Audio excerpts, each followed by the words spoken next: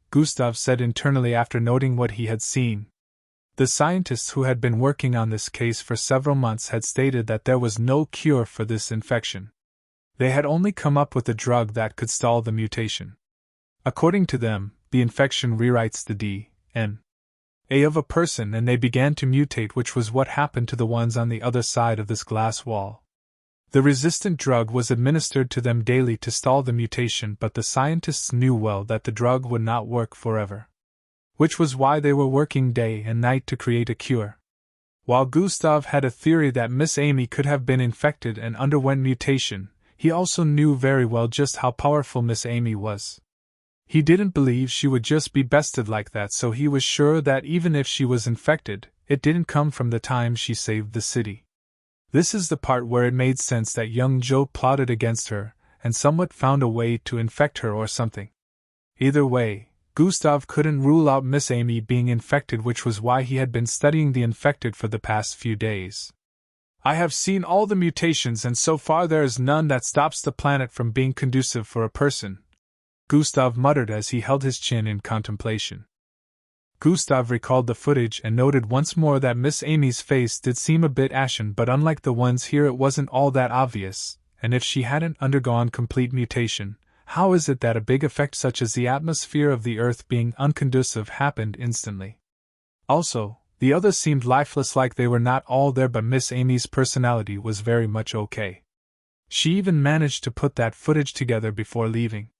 These were the type of things that made it unclear to Gustav whether or not Miss Amy was infected with the same ashy infection.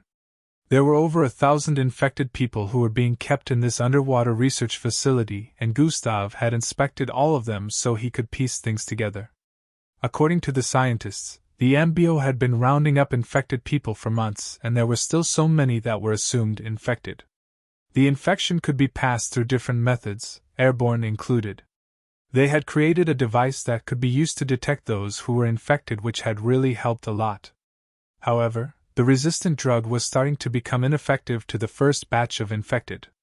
It wouldn't be long before it stopped working, and no one had an idea of what would happen when a person's DNA underwent a complete transformation due to this ashy fog. After making a few more observations, Gustav headed towards the area where he was given accommodation. Officer Crimson, Officer Crimson! The scientists and officers he passed by greeted him with respect. He nodded back at them as he kept walking and arrived in front of a door that resembled that of a bunker door. TSSSHHHHSHHHH. The handle in front of the massive metallic door turned anti-clockwise and made a low hissing sound before shifting to the side. Chapter 9:12. The systems return. Gustav moved in and found himself in a large room with a massive glass wall behind. Beyond the transparent glass, an oceanic underwater view could be seen. There were lots of floating reefs, aquatic animals swimming by, and seamounts in the distance.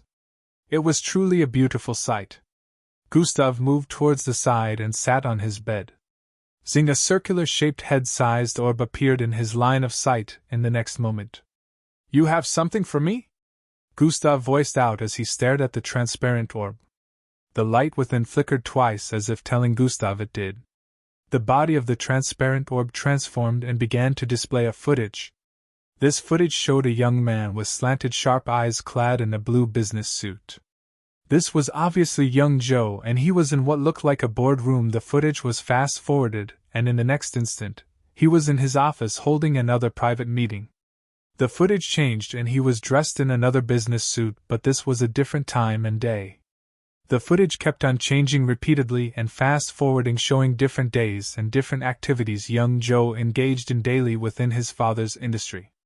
At this point, Gustav understood that the sacred orb just happened to be showing him its observation over the past 2 weeks. It probably wanted Gustav to take note of something. After a few more minutes, the 2 weeks footage ended. In the last 2 weeks there have been a few suspicious constants, Gustav mumbled as parts of the footage replayed in his mind. Gustav had noted that young Joe left his office at odd hours when a particular associate arrived at his office. Besides this, at occasional hours he would be in a video call with a strange figure that also spoke a strange language. Gustav had noticed he had that video call twice a week for the past 2 weeks, and he already had one this week again. Gustav held his chin as he tried piecing a few things together for some seconds. A particular scene from one of the footage appeared in his mind at this moment. Playback scene 9 hours 47 minutes and 23 seconds, Gustav instructed. The sacred jewel gleamed with a white glow before the surface of its body began displaying a particular scene. Pause, zoom in on the office table, Gustav instructed once more. The footage was zoomed in just as Gustav instructed, and what could be seen was a weird-looking logo on a side of the holographic video call young Joe was on. It was only displayed for an instant, and nearly completely blotted out by the figure on the other end of the call, but Gustav was able to spot it. His gut told him this weird-looking logo might be a clue. Cross-reference that logo and search every part of Plankton City. Let's see if there is any place that uses it, Gustav instructed the orb. The sacred orb gleamed once more with a bright light and began blinking repeatedly. Don't waste your time, the system suddenly voiced in his head. You're back, Gustav stated with a surprised expression the instant he heard the voice of the system. Yes, the system responded bluntly. Took you long enough, Gustav mumbled like he held a grudge. Try being me, then you'd understand, the system replied. How is being you a big deal? Gustav asked while rolling his eyes. Why don't you become me and find out then, dummy? The system hissed. Stop being a pain in my ass and tell me what you mean by I shouldn't waste my time? Gustav voiced out with a tone of curiosity. No, the system stated with a sassy tone. What do you mean by no? Gustav questioned while furrowing his eyebrows. I'm not telling you, the system replied. Now is not the time to mess around. Tell me why, Gustav said with a slightly annoyed tone. No, I'm not telling you, the system adamantly responded. Gustav. __. Reddish rays of light burst forth from Gustav's eyes, and in the next moment, a projection of a cute-looking girl in a long red gown appeared in front of him. You don't appreciate me enough, the system voiced out with a pout, and folded her arms with a look of stubbornness. When did you start needing appreciation? You're a computerized existence, Gustav said with a slightly disgusted look. Keep that up and it'll keep my mouth shut, the system said with a humph. What's wrong with her? Gustav wondered internally. I heard that, she said while giving Gustav a knowing glare. Okay, you win, Gustav said with a defeated expression. Say the words, the system stated while still folding her arms. Sorry, NTH. Thank you. Gustav looked like it took a lot for him to say those words. A little blunt, but I'll accept it, she said as the red rays of light receded into Gustav's eyes and everything went back to normal. Gustav heaved a sigh of relief, glad that the small banter was over, even though he had no idea what had come over the system. That logo is of alien origin, the system stated the reason it told Gustav not to waste his time. Oh, Gustav mumbled as he held his chin with a contemplative look. You won't find it anywhere on this planet. Just as the system finished speaking, the glow on the sacred jewel blinked 2 last times before stopping. The footage of a large door with the alien logo appeared on its surface. Gustav stared at it with a suspicious look as he voiced out. What did you say about not finding it anywhere on this planet? It's not supposed to be anywhere on this planet. That's an archaic Mendelega planet writing, the system said with a tone of confusion and disbelief. Gustav knew the system was way more knowledgeable than anyone on Earth, so he was sure it knew what it was talking about. Which made this whole situation look extremely suspicious, as this logo was somewhere on a door within Plankton City. Chapter 9:13 Lockdown Protocols Initiated. Tons of theories began to appear in Gustav's mind, but one thing he knew for sure was that, whatever young Joe was planning, it was definitely something big and crazy. Where is this door is located within Plankton City? Gustav questioned the sacred jewel. The footage began to zoom out, extending upwards for a few seconds until it finally displayed a particular location in Plankton City. Just like that, the entire night went by and the next morning arrived. Today made it the 5th day Gustav had been in this MBO research facility/base. He was awake throughout the night after giving the Sacred Jewel another surveillance task at a new location. He spent the night strategizing for his next objective, which happened to be in line with completing a 1-year quest. Successfully infiltrate the Bureau of City's research center and get scientist Zill's confiscated research. Gustav had to deal with this as well as the young Joe's situation. He had begun planning the infiltration a long time ago, so he was just concluding on how he would go about it. Getting the rest of Sir Zill's research was just as important as dealing with young Joe, since they both had connections with the endangerment of the Earth. However, Gustav had decided he would deal with young Joe's situation first, since there were still 4 months left before the timer for the 1-year quest would be done. He would be leaving for the second base later today, but he had decided to stick around this research facility for the rest of the morning. After a few more hours indoors, Gustav moved out of his room to go have breakfast in one of the underwater facility dining areas. There were close to 100 people within this particular dining area, all ranging from MBO officers to scientists that work down here. Gustav headed towards the counter and made his order. Food was free for all, but Gustav couldn't have his lavish way of eating due to that. The food offered was rationed, and to a certain extent, the quantity was good but not enough for Gustav. He just took his tray back to a corner of the dining area and sat. The place was a bit loud due to people sitting with one another and having convos while eating. Just the usual sight. After digging in for a bit at an empty table, a lady in brownish cargo pants and a green tank top approached Gustav's table. She placed her tray right in front of his and sat opposite him. "I got it," she voiced out after taking her seat. Gustav continued eating for a bit before dropping the spoon in his hand.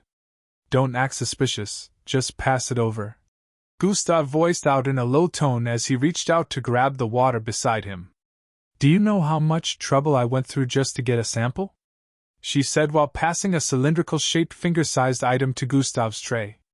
Gustav stared at the item for a brief moment, while activating God Eyes.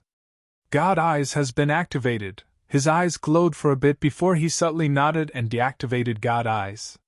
"Your effort is much appreciated. How much do you want for it, Sandra?" Gustav asked. "Money? Now that's useless to me." The beautiful lady with green and reddish-colored hair responded with a light scoff. "Oh? So what do you want in return then?" Gustav asked while making the item disappear into his storage device. "You owe me a favor and I will be cashing that in the nearest future," she stated while taking a spoonful of food. "Alright then, so long as it is in my power I'll do what I can when the time comes," Gustav responded. "Good," Sandra said after swallowing down food.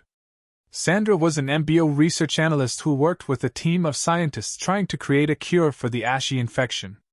Gustav had met with her and the other scientists on the first day he arrived here. He asked directly from them about the day Miss Amy came down here for a test. They had described how the event went down, knowing who Gustav was as well as his accomplishments, and the fact that he was the student of Miss Amy. They were all respectful and gave him access to practically everything. The only thing he asked for which they didn't give was a sample of the ashy fog. They said it couldn't be moved, and even if a higher-up from the MBO wanted to see it, they would have to come here personally. Sandra chatted with Gustav the most amongst all of them, so he approached her to help him acquire the sample secretly. "What do you even need that for?" she asked. "Something important," Gustav answered cryptically as usual, which was reacted to with a scoff by Sandra. "Just be careful. If any breakouts happen, they'll have you to blame," she stated. Noah. Before Gustav could complete his sentence. Beep. Beep.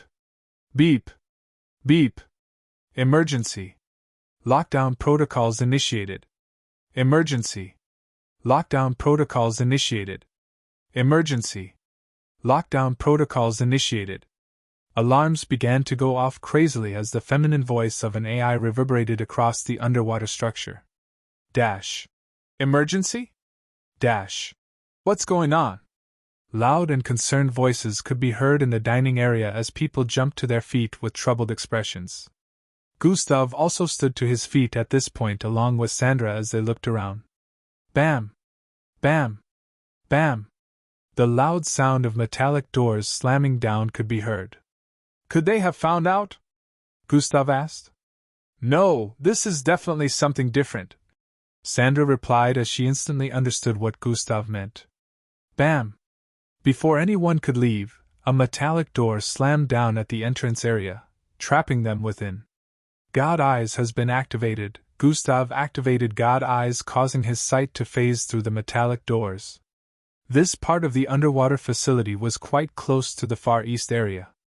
Gustav's first thought was to gaze towards the south area. His sight traveled past quite a few metallic doors, and he also spotted a few MBO officers in uniforms, moving towards a particular area swiftly with troubled expressions.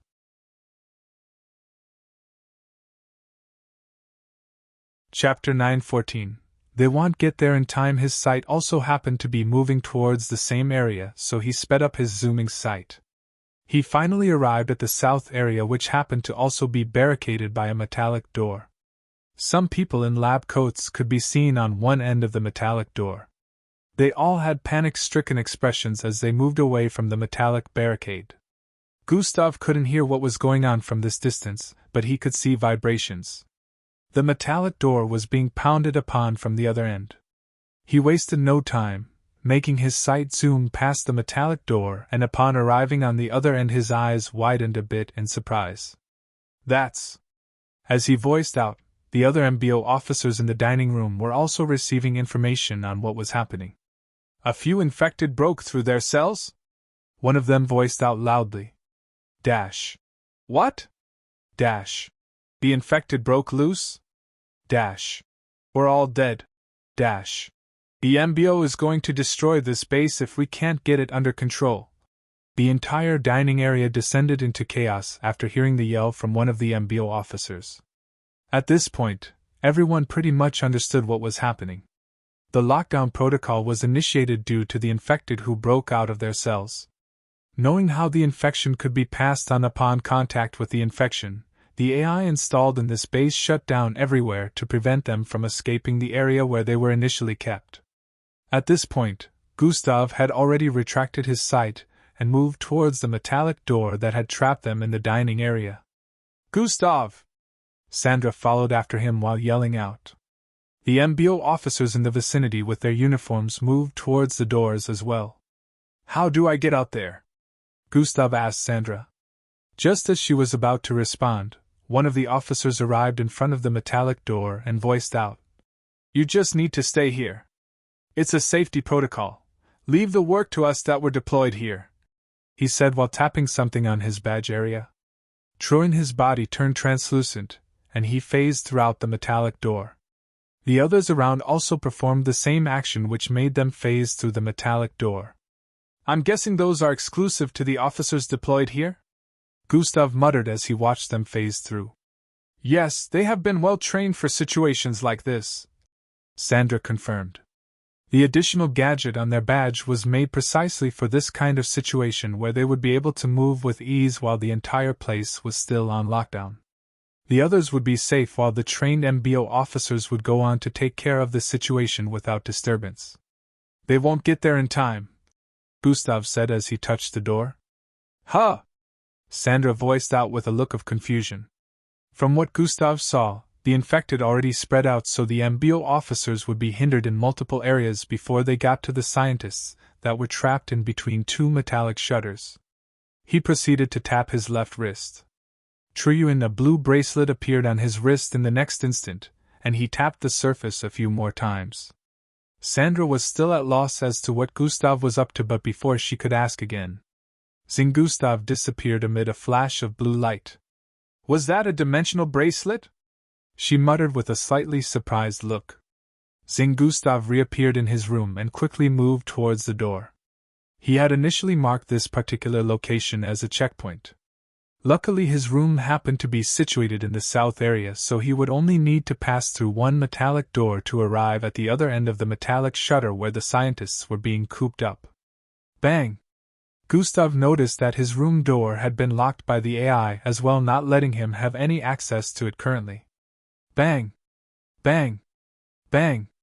He threw his fist at the door a few times, causing it to get blasted from the wall. It pulled out multiple metallic connectors from the walls along with it. Gustav wasted no time in dashing across the corridor. They said they're on their way. Within a darkened space where red lights kept blinking, a panic-stricken feminine voice was heard. "We'll be dead before they arrive here." A masculine voice was heard next. Bang! Bang! Bang! Bang! The massive metallic shutter in front of them kept getting pounded forcefully. The scientists knew it was very powerful and crafted with special materials to add to its toughness, but currently it had a large dent. The dent kept on increasing, and even the walls by the side began to develop cracks. "By my estimation, this will only hold for 20 more seconds. After that, we'll all be dead." A relatively calm male voice was heard next. "Very encouraging estimations, Vic, very encouraging," a lady stated while glaring at the person who had just spoken. "What? I'm only being real, Pamela, and sure you all know," Vic said while shrugging his shoulders. Everyone sighed after hearing that. They were all intelligent scientists after all, so, of course, they knew. Scientist Vic was just killing off the little hope they had with his bluntness. The scientists trapped here were around 8 in number. Bang! Bang! Bang! Bang! The dent kept increasing in size as the seconds passed, and at a point, a small hole appeared on the metallic shutter where they could see a little bit of the other side. A bloodbath already happened on the other side, and we're next. Scientist Vic voiced out once more as he began to count down. 4, 3, 2, 1, see you in the next life, everyone. The instant when everyone expected the wall to be blasted down didn't happen. The infected on the other side, pounding on the door, had stopped at the last second. Instead, what they heard next were loud screeching sounds, accompanied by sounds of collision and flesh ripping.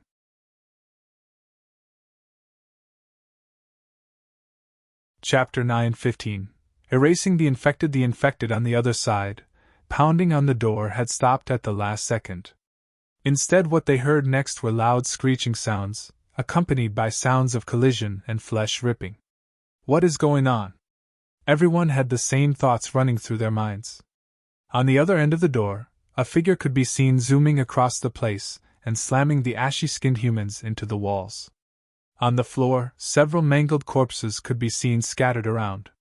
Blood was everywhere, and from the looks of things, these corpses belonged to some scientists, since lab coats could be seen on the bodies. There were about 7 ashy-looking figures in the vicinity. Each had unique-looking properties. One had snake-like vines growing out of every part of his body. Another had arms growing out of her back face and even her legs. These were the infected, and Gustav had seen every one of them before this. Initially, they looked lifeless, but now their eyes were bloodshot. It almost looked like they had a mind or purpose now, prior to earlier. Gustav arrived here at the moment they were about to break down the metallic shutter barricading the scientists. He wasted no time in heading for the closest one and bashing his skull into the wall. After his presence was noticed, they all flocked towards him with extreme bloodlust. Swoosh! Gustav noticed that there was a weird stench permeating the environment, so he instantly held his breath as he dashed forward. Multiple hands swung towards him from up ahead, which he managed to evade with his speed as he leapt from wall to wall in a zigzag format. TSSSHHHH. A large atomic blade was formed in Gustav's hand as he landed right behind the infected, with the numerous hands protruding from its body. Slash! With a swing of his hand, Gustav cleanly severed his head from his body, which also had 2 hands protruding from behind and in front. A ball of whitish gas shot out of its decapitated neck area, causing Gustav to jump backwards instantly. From all sides, different attacks were headed for him as the others lunged forward. One of them shot out whitish projectiles of gas which Gustav guessed could cause someone to be infected. Partial collapsal transformation has been activated. Gustav's body bloated a bit as he stomped the ground. Sheik! Sheik! Sheik! Iro's silk shot out from the ground, surrounding him before stabbing and spreading outwards. Kairewa! The sound of screeching filled the environment as the infected around Gustav got stabbed by gigantic spikes from the Iro's silk. Some of them got stabbed into the wall, leaving massive holes in their upper body. Sprint has been activated. Gustav proceeded to bolt forward as he conjured up another atomic blade and went on to decapitate the rest of the infected. TSSSHHHSSSHH. Whitish fumes could be seen escaping the corpses of the infected after Gustav had finished dealing with almost all of them. The only infected left was a little girl no older than 10 years old. She had attacked initially, but Gustav swatted her away like a fly by slapping her with one hand. He dealt with the others before facing her. Her eyes turned bloodshot as she glared at Gustav with drool dripping down her lips. Kyrhaya, after making another screeching sound, her body split into multiple clones of herself, and they all lunged at Gustav. The atomic blade in Gustav's hand disappeared as he stood in place while activating combination. Combination has been activated. Sprint plus dash. The girl as well as her clones all slowed down in midair, almost like they had paused. Gustav stared at every one of them as his eyes turned red and golden. Tuhish! He leapt forward and swung his left leg towards the side. Bam! The kick he threw out slammed into the side of the girl, sending her hurtling across the air as she flew into the cell that they were initially kept in. The glass had been broken, so it wasn't much of a cell, but after performing that action, Gustav stomped his feet on the ground. Shikl the Iroh silk shot out of the ground and formed a wall in front of the cell, barricading the girl within. The other clones who had leapt forward earlier ended up grabbing thin air as Gustav had arrived behind them. Flesh warping has been activated. Dashing forward once more, Gustav grabbed the first clone. Boom! She blasted into smithereens, causing body parts to be sent flying everywhere. He proceeded to head towards the next, moving very quickly before any of them could react. Boom! Boom! Boom! For a few seconds, the sound of bodies blasting into pieces reverberated across the vicinity. After Gustav was done, the only thing that could be heard was banging sounds coming from the cell area. The last infected girl was trying to get out from the cell that Gustav had barricaded with Iroh silk. He reinforced it once more and looked around the place. Some parts of his body were doused in ashy-looking particles. This was to be expected since the infected were occasionally jetting out ashy gases from their body parts. Twitch! Twitch! Some of the body parts that he had cut down initially began twitching all of a sudden. The corpses which he thought were corpses began making small movements as well, including the ones that have been sliced into multiple pieces. They're not dead, Gustav said internally as he noticed this. Atomic manipulation has been activated. A milky glow appeared in Gustav's eyes as he stretched his left hand forward. Purification, Gustav said internally as a blinding milky light shot out from his palm. Tianning, the entire vicinity was blinded by the milky light, and even Gustav himself was consumed by the light. In a few seconds, when the light dimmed down, every surface in the vicinity had been scraped off by a few feet, with the exception of the Iroh silk. The corpses and every ashy fog and particle in the air had been cleared out.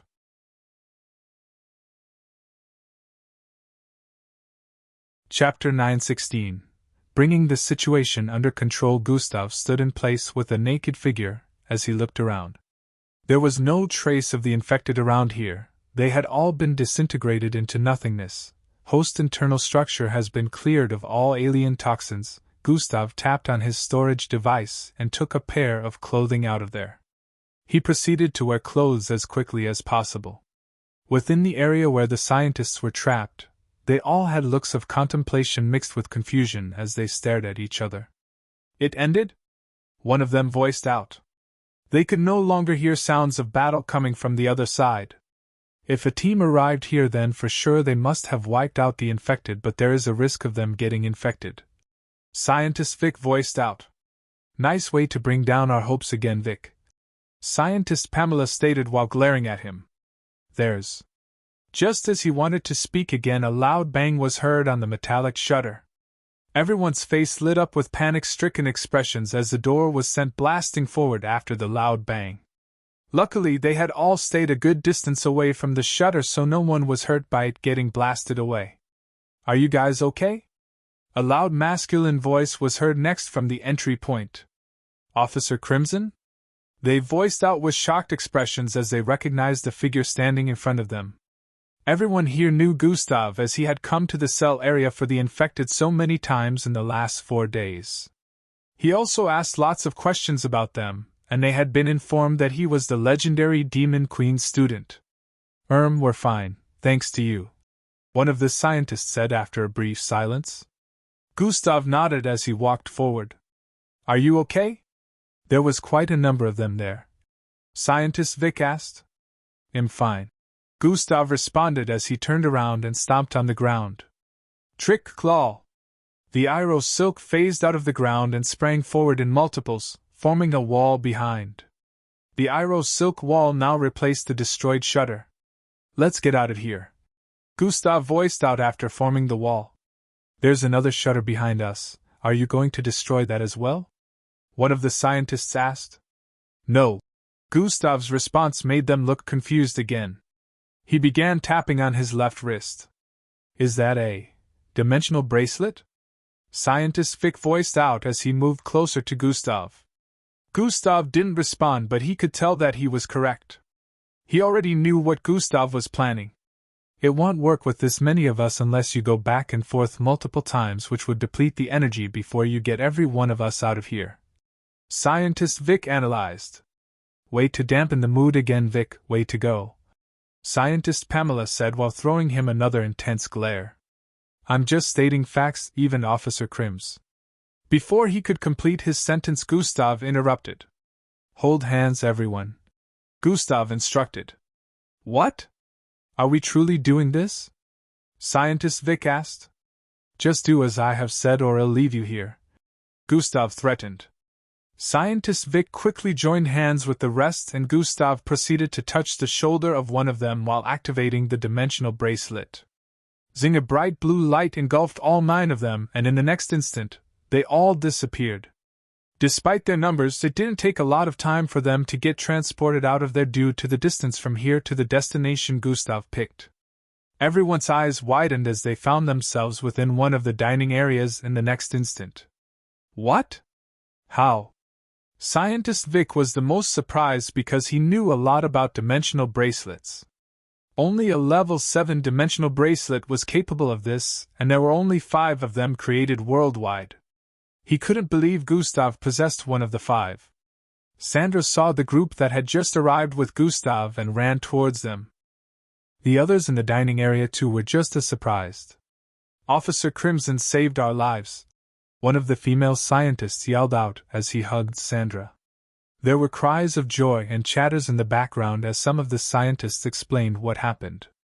Gustav, who was currently being praised by everyone around for his quick-wittedness, was busy scanning around with god eyes.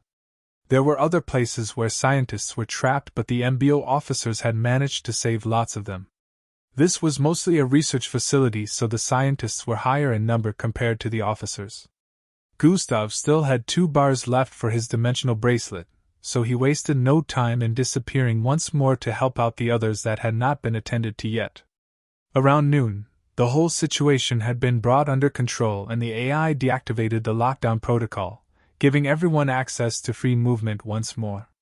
Although the situation had been brought under control, it wasn't without casualties.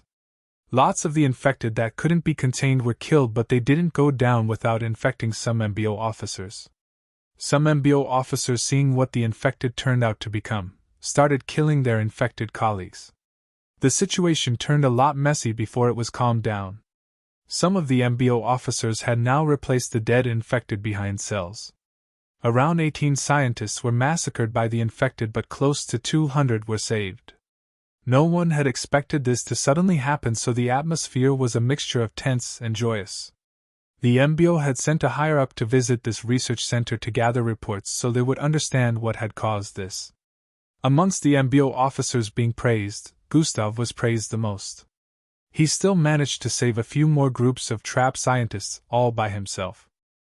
Not all of the infected managed to break out of their cells, as some of them still had the lifeless look, but the ones who broke out were killed since they were out of control. All except for one, the little girl Gustav trapped with his Iroh silk.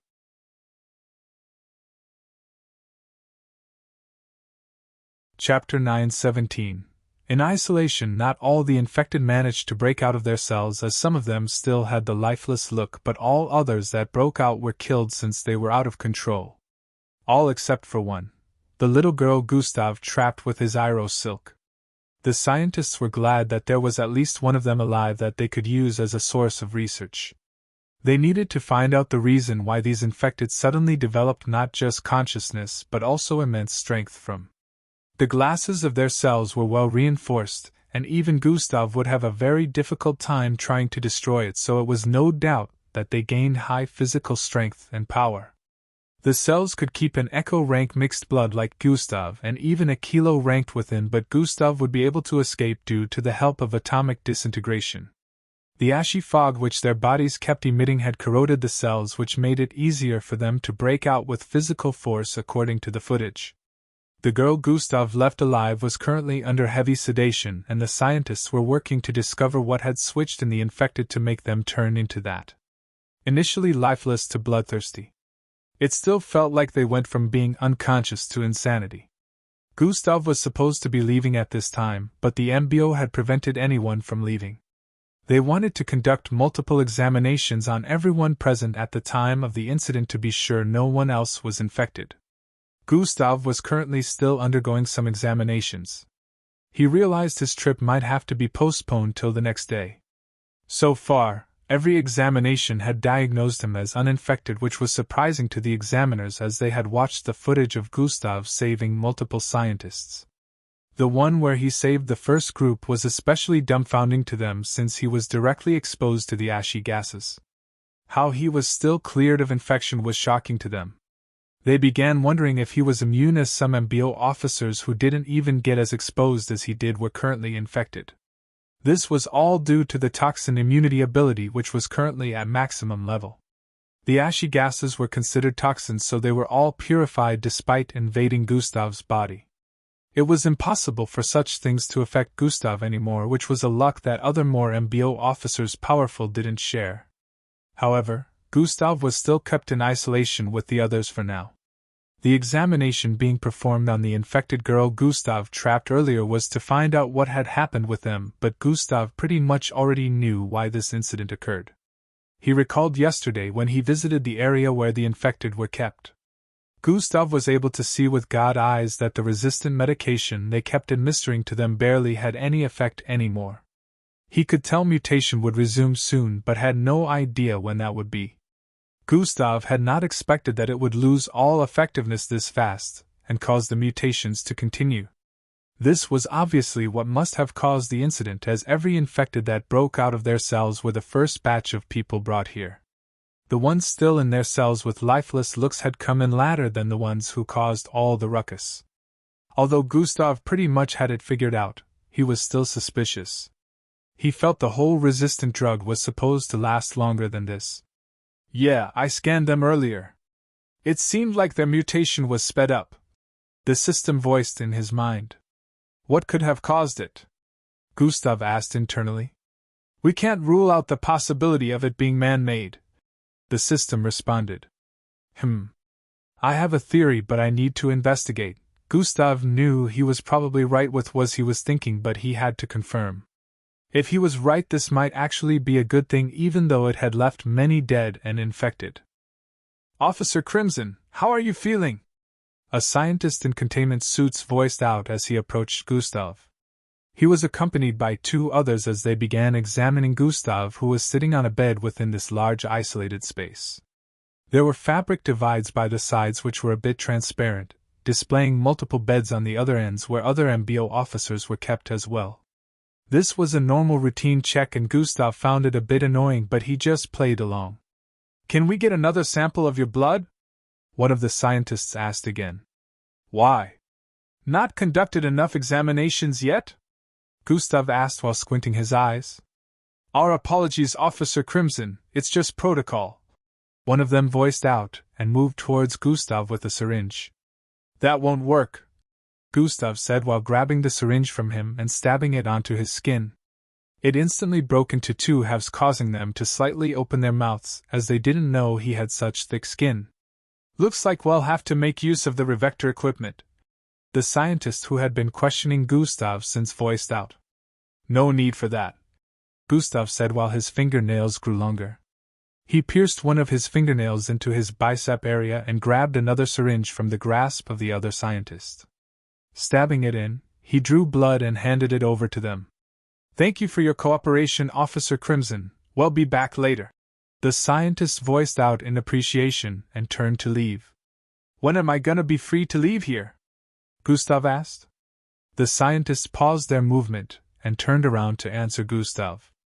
My guess is tomorrow or the day after. It depends, the scientist responded before leaving with the other two. Might as well just conduct my investigation then, Gustav muttered after they left. Did you do it? Gustav asked internally. Successfully contaminated your blood. They won't be able to use it for anything, the system responded.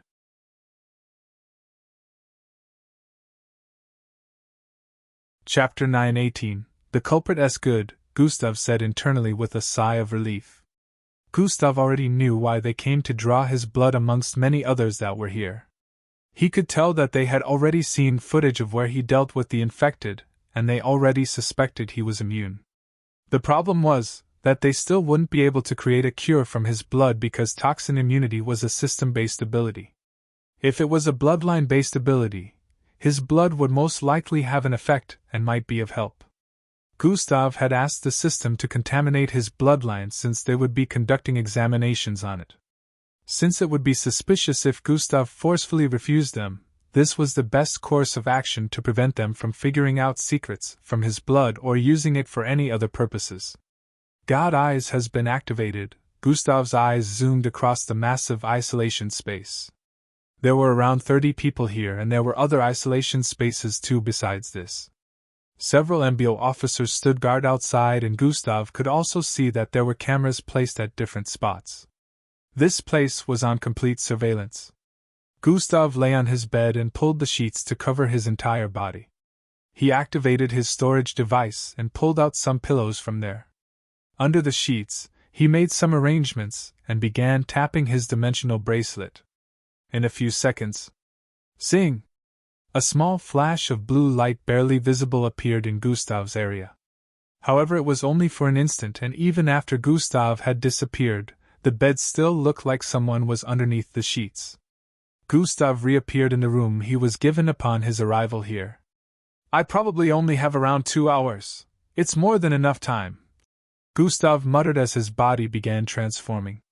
He pulled his dark MBO uniform out of his storage space after his transformation and dressed up quickly. He looked in the mirror within the bathroom and nodded in satisfaction.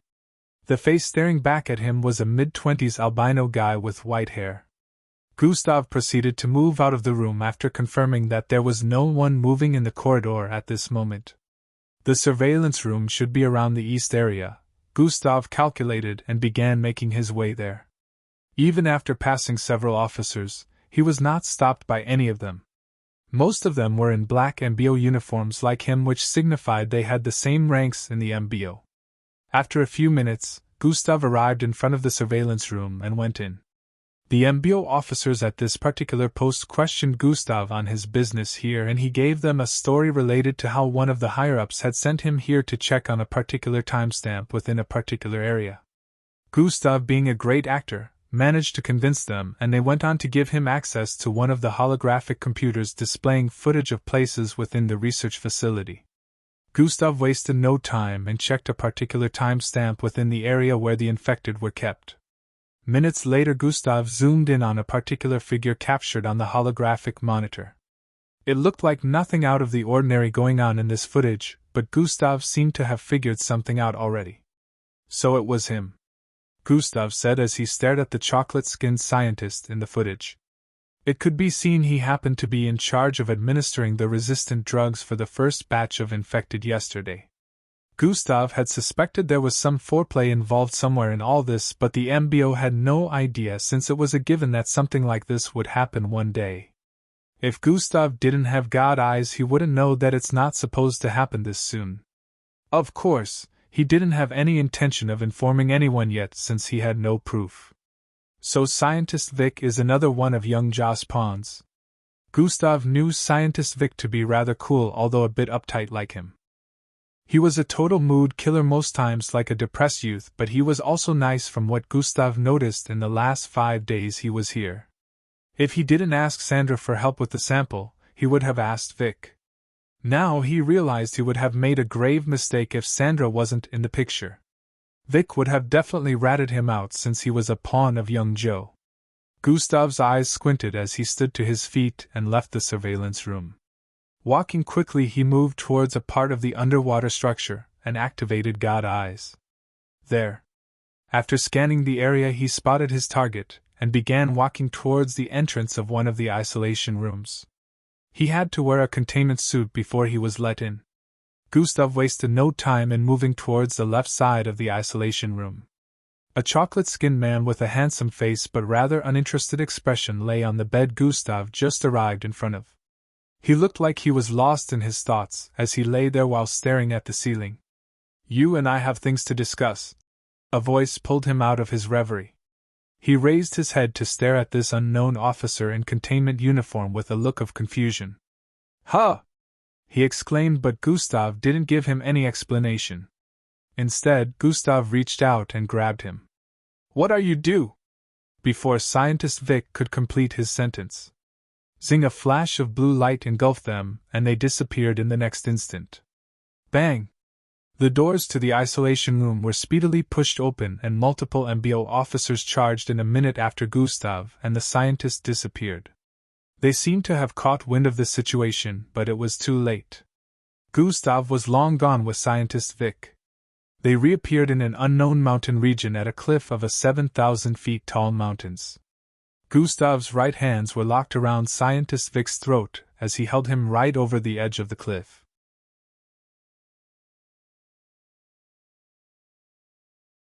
Chapter 919.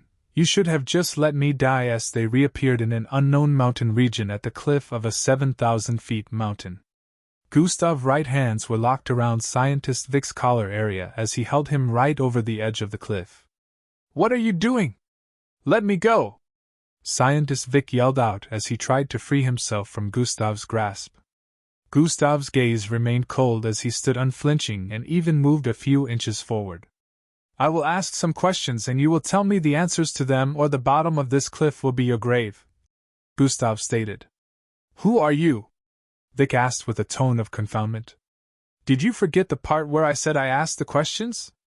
Gustav voiced out before proceeding to release his grasp from Scientist Vic cloth. Scientist Vic's eyes widened in shock as he began falling. "Ah!" His loud yell echoed across the mountain area as his patient clothes flapped repeatedly due to wind. Gravitational manipulation has been activated. Scientist Vic suddenly felt his body come to a stop in mid-air. His hands were already pushed out in front of him with his eyes closed, but as he paused, he slowly opened them. His face lit up with astonishment as his body began ascending.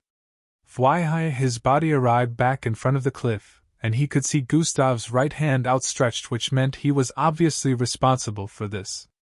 Gustav reached out and grabbed him by the collar again before deactivating gravitational manipulation. "Now I recall you're a Zulu rank mixed blood, so I'm pretty sure you cannot survive a fall of this height," Gustav voiced out as he pulled Scientist Vic closer. "Next time don't forget. I asked the questions," Gustav said with a low but chilling tone. Scientist Vic swallowed breath up his lungs and let out a long breath before speaking. "You should have just let me die," he muttered. "Huh!" Gustav exclaimed. "You should have just let me die. It's more tolerable than being alive," Scientist Vic voiced out once more. He's actually being serious, Gustav could tell as he stared at Scientist Vic's weird expression. "He's crazy," the system voiced in Gustav's head. "Maybe. Or maybe he's just tired of living," Gustav said internally. "If you wanted to die, why the yell? Why was your heart rate increasing by the second? Why were you afraid?" Gustav questioned while raising his left eyebrow. "I'm only scared of the pain. Who wouldn't be when getting dropped from such a height? Why not just give me a swift, painless death?" Scientist Vic suggested while shrugging his shoulders. Gustav could surely relate to this, as Scientist Vic's answer made him recall old memories. That can surely be arranged after you answer all of my questions, Gustav responded. Few minutes later.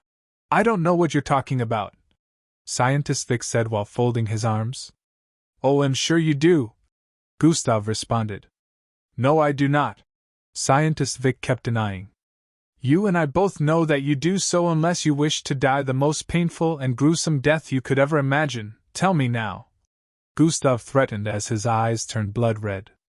Yeah, I'd prefer that than to tell you the answer to the question you're asking, Scientist Vic replied.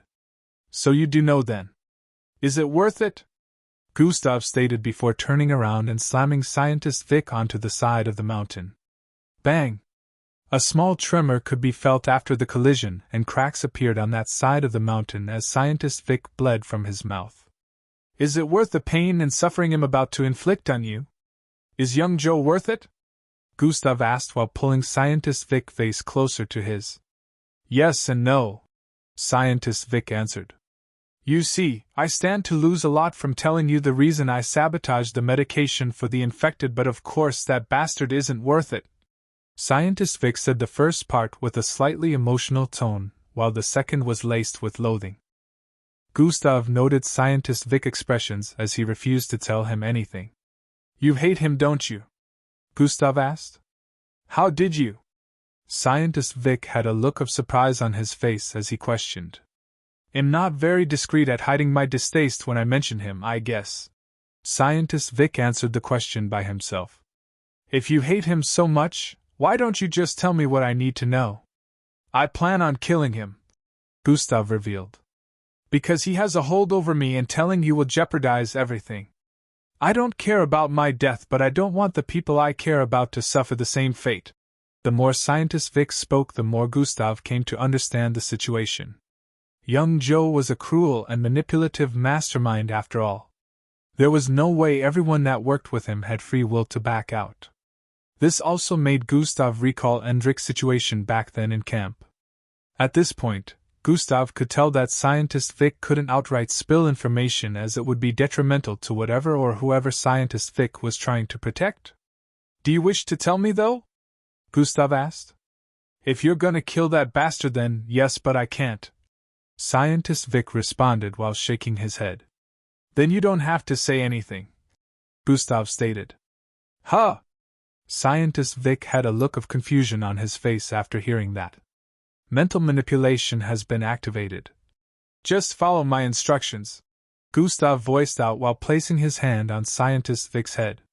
About an hour later, within the underwater structure, the MBO officers were still trying to find Scientist Vic and the perpetrator. Gustav suddenly reappeared within one of the isolation room with Scientist Vic. He flung him towards the bed upon his arrival and turned around to dash out of the room. So wished the MBO officials that had been placed there to monitor the room, charged after Gustav.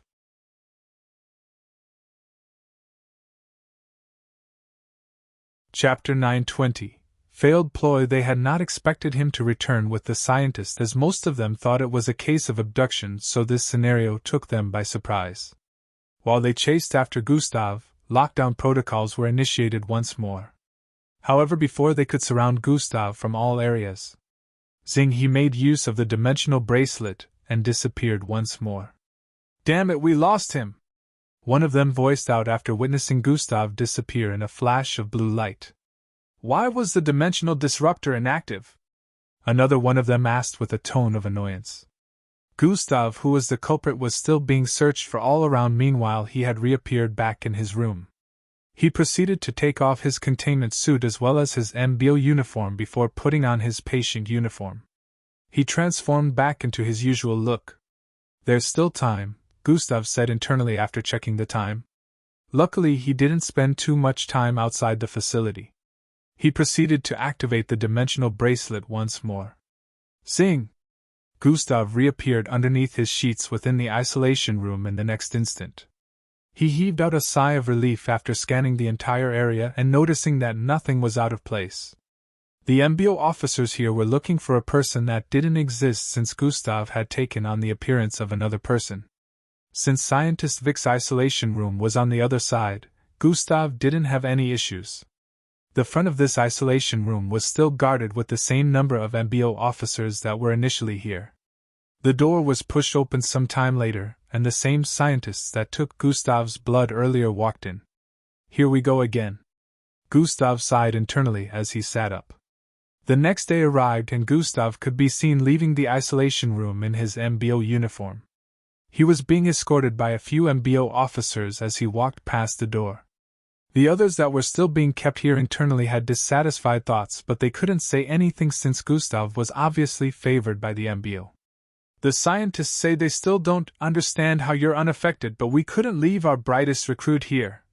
The MBO officer in orange uniform beside Gustav said with a respectful tone. Despite being about 3 ranks higher than Gustav in the MBO, he still spoke to Gustav with respect. Gustav just nodded in response. He wasn't new to the ass-kissing anyways. Others would try to suck up to him knowing he had a bright future within the MBO based on his performance so far. A private submarine was already waiting for Gustav at a part of the underwater structure. He already bid Sandra goodbye and some of the other scientists as well. Gustav was still a hero to some of them here, so they were glad he was being let out of isolation and wished him the very best. They got to the submarine in a few and left the underwater base. The orders of the MBO officers escorting Gustav was to bring him to the second base. The scientists here still couldn't find anything in Gustav's blood even after getting it multiple times. He was not infected, but also they couldn't find any special cell resisting the infection when they tried experimenting with it. So it would forever be a mystery how Gustav managed to do all he did without getting infected. This wasn't a new thing anyways, since there were a lot of mysteries associated with Gustav. The MBO was curious about him despite being a part of them, but they couldn't mess with him mostly because of Miss Amy. While on the way back, Gustav kept going through his plans for dealing with young Joe. Yesterday he had found out a few things from scientist Vic. What he did after making use of mental manipulation was instruct Vic to recall memories of when young Joe gave him the task to do. Mental manipulation was still a damaged bloodline, so he couldn't force his way into Vic's head. This was the only way to get it done. He was able to view scientist Vic's memories as he recalled what had happened. This was how Gustav realized that the whole setup for him. Young Joe planned to get him infected after finding out he was at this research center. A ploy which failed since Gustav had toxin immunity. According to what he saw in Vic's memories, although young Joe had nothing to do with the creation of the ashy infection, he had done some experiments with it. One of which included the fake resistant drug that could speed up the mutation. The main thing Gustav figured out from scientist Vic's memories was the fact that Miss Amy wasn't infected by the ashy fog initially. He was the one in charge of the examination Miss Amy was supposed to undergo, and he actually conducted it, but the other person working with had been given another assignment that he was unaware of by young Joe. The memories hinted at Miss Amy getting infected, but by a different variant of the ashy infection which was most likely created by young Joe. After the incident with Miss Amy on that day, scientist Vic had found clues of the variant, but he wasn't the one who did the job. Gustav also figured out while scientist Vic was under young Joe control from one of his memories. At that point he really couldn't blame him for what he did. At least Gustav had the face of the person that was most likely involved in Miss Amy's incident. It was obvious that this person was working directly under young Joe and would have more information about what young Joe was up to, which would aid his plans in eliminating him. All he had to do was find the other scientist who was currently supposedly on a mission in Plankton City. Gustav could not wait for all the formalities within the second base to be done with so he could get on with destroying young Joe.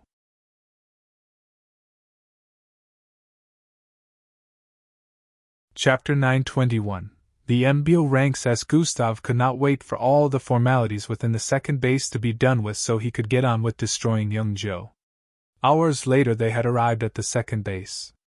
Although so much time had passed, the base hadn't changed. It still looked like a mini-city built upon high mountains from above. After landing, Gustav was escorted towards the Grand General office.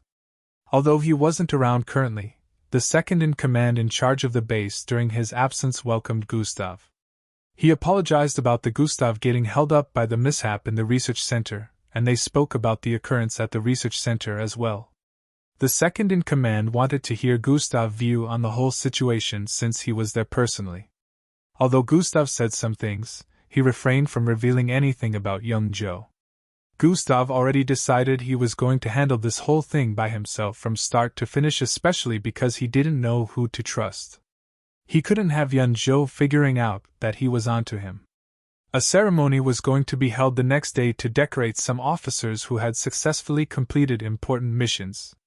Gustav wanted to be excluded, but there were still some things he had to do before he left here, so there was no point in doing so. After informing Gustav that the Grand General was going to be available the next day, Gustav was dismissed. As expected, his place of residence within the 7 base was the same as the last time. The mansion where he stayed with Miss Amy and Red Shadow the last time. After arriving in this silver-colored mansion, Gustav settled down and decided to prepare dinner. The house well kept despite the fact that it was unoccupied for months. After some time, Gustav was done and set his table for dinner alone. He sat down at the dining area and brought out a small device while eating. Throwing the small device shot out an holographic image of an old man with buzz-cut white hair. His pupils were also white, and he had a slightly obese body. Scientist Merkill. Gustav mumbled as he ate his food while staring at this image. I can't be careless with who I pick to help out, Gustav muttered as he stopped eating for a while. Moments later his face lit up a bit as a thought appeared in his mind. He proceeded to continue eating, and minutes later he was done. Gustav brought out a triangular-shaped device and began to dial a number. And after a few moments of ringing, the device shot out the holographic projection of a person in mask.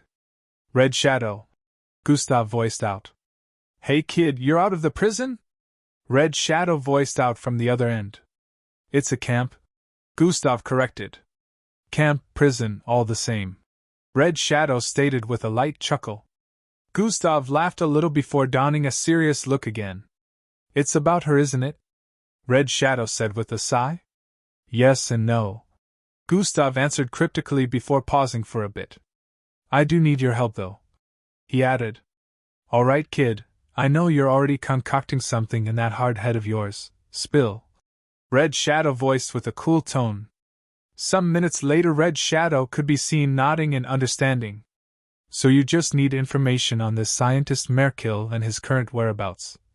Red Shadow voiced out. Yes, Gustav confirmed. What else are you planning? Red Shadow's eyes squinted as he asked. For now, nothing. I will completely set up my plans after I have information on this scientist. In the meantime, I'll keep watching young Joe, Gustav stated. Don't do anything stupid. That man is dangerous enough, Red Shadow warned. I know, Gustav replied. Good, I'll get back to you soon, Red Shadow said before disconnecting. Sure, Gustav mumbled. He didn't reveal everything Red Shadow, but he revealed enough to make him help. Gustav proceeded to move towards the bedroom and sat. Zing, the sacred jewel appeared in the next instant and began showing Gustav some footages. The next day arrived in a flash, and as expected Gustav had to move to one of the halls within the 2nd base. The ceremony was to begin around 8 in the morning, and some important people had been invited to be in attendance. Gustav got there on time clad in his black uniform and went in for the ceremony, hoping it would not take too long so he could go back to observing some things. The ceremony was similar to the last time, with Gustav and a few other officers standing in front, while the Grand General gave a speech. This ceremony was only held when the officers were being raised in ranks, and that was precisely what was going to happen today. All 6 of officers standing in front were being raised in ranks due to their accomplishments. One by one their acts were listed out, and they were called forward to receive their rewards with their new rank. When it was finally Gustav's turn, a brownish-looking uniform with the MBO emblem was handed to him. This brought surprise to everyone's faces, as this meant Gustav was now a captain. He had moved up 2 ranks in one go. Looking at his accomplishments, they felt it was warranted.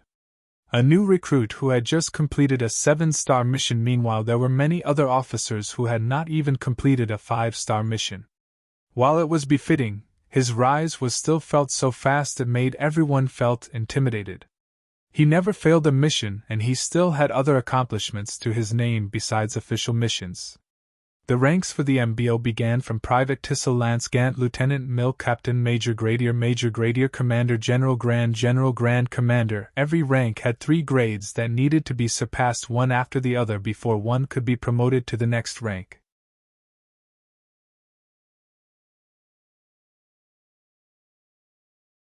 Chapter 922. Theories on Young Joe Plans. Grand Commander was the highest rank, and there were only 4 Grand Commanders on Earth. Gustav had been promoted from Lieutenant Grade 3 to Captain in one go. 50% of MBO officers were in this rank, but they were not in any way new officers. Although Gustav's speed of climbing up the ladder was quite fast, from here it was about to get pretty much difficult. He would have to successfully complete many missions before he would get to the next rank. According to calculations, if he could complete about 22-star missions, he would be able to get to the next rank. However, if he kept completing high-ranked missions from 5 stars upwards, he would easily get to the next rank as well. Gustav received his uniform with the rest of his rewards and moved back to his standing spot. In a few more minutes the ceremony ended. Gustav was about to head back, but then the Grand General called out to him. He told Gustav to take a walk with him so they could discuss. "Congratulations on your new rank, you performed well in your last mission," the Grand General voiced out as they walked towards a land vehicle up ahead. "Thank you," Gustav replied. "I understand how you must be feeling about your missing teacher. The MBO has made it a top-notch priority to find her," the Grand General said with a reassuring voice. "Oh no, on the contrary, I'm sure she will be okay. It's her after all," Gustav said with an undisturbed tone. You have quite the faith in her. That's good, we hope she is okay as well because this infection is like nothing we have ever seen," the Grand General said with a concerned tone. But I did come out unscathed after all," Gustav stated. The Grand General was speechless for a while before he finally spoke. "Remember, we're keeping the whole situation about the infection under wraps. The world doesn't need a reason to panic right now," he said. "I understand. How is the cure coming along?" Gustav asked. "They will come up with something soon, I'm sure," the Grand General said with a tone of optimism. "If you do figure out anything about your teacher or need to see how far the investigation is going, meet Jack. He asked me to give you this access card," the Grand General said before passing a green card to Gustav. Gustav nodded while receiving it. He had almost forgotten that the most powerful mixed blood on Earth was currently on Earth. However, he couldn't go meet him with any of the current issues. Miss Amy had entrusted the task to him, and he couldn't risk sabotaging everything, so he wanted to handle it himself. "There are some. I am not taking any missions in the meantime." Gustav cut the Grand General short before he could complete his sentence. "Oh, are you going to be training for ISOP then?" he asked. "I have some personal issues to handle. When I'm done I will start taking missions again, or just as you mentioned, start training for ISOP," Gustav voiced out. All right then," the Grand General said with a look of understanding. Gustav had decided to state this now before the MBO began sending him on missions because now that he was out of camp, the MBO would want to make use of such a talented recruit well.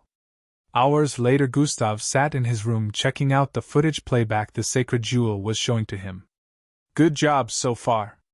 I just have to wait for Red Shadow's feedback now," Gustav said after he finished watching a sped-up playback.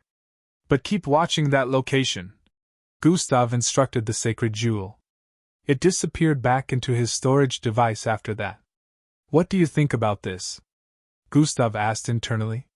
"We already know he's hatching a plan with aliens, and to make sure things would go smoothly he got rid of Amy," the system analyzed. "Yeah. Knowing young Joe as someone who has an intense desire for power, we can't rule out the theory that he might be planning a kind of invasion," Gustav said internally.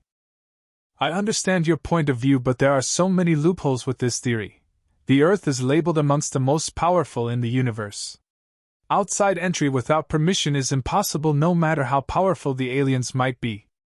Even if they manage to get in, there are Alfrank mixed bloods currently on Earth with the power to stop any form of invasion.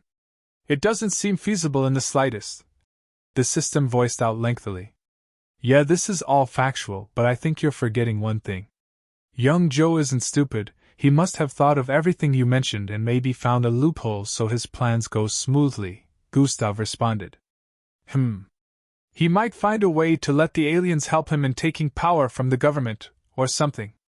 If that happens and he gives the aliens permission to stay on Earth, it won't be seen as an invasion, which means other planets in alliance with Earth wouldn't be able to interfere anymore and help. The system voiced out a route young Joe could decide to take. What stands in his way are the most powerful mixed bloods, who are under the MBO, and he is within the MBO, so if he did take control of the MBO, he would be able to control their actions as well, Gustav said with a look of contemplation. Or we could be wrong and he has a different plan entirely. I guess he'll find out soon enough, Gustav muttered. They'll check on Miss Amy for now, he decided while activating God Eyes. Life signs tracking has been activated. In a flash, 2 days had gone by. Gustav had spent this time mostly indoors channeling his bloodline and making plans. No one had come to disturb him, just like he hoped after informing the Grand General of his choice the other day. Gustav decided he would visit one of the training centers today to do an evaluation test on his strength. Serene, his device started ringing before he left. Join my Discord server. https://discord. gg/up6vhdmjzc.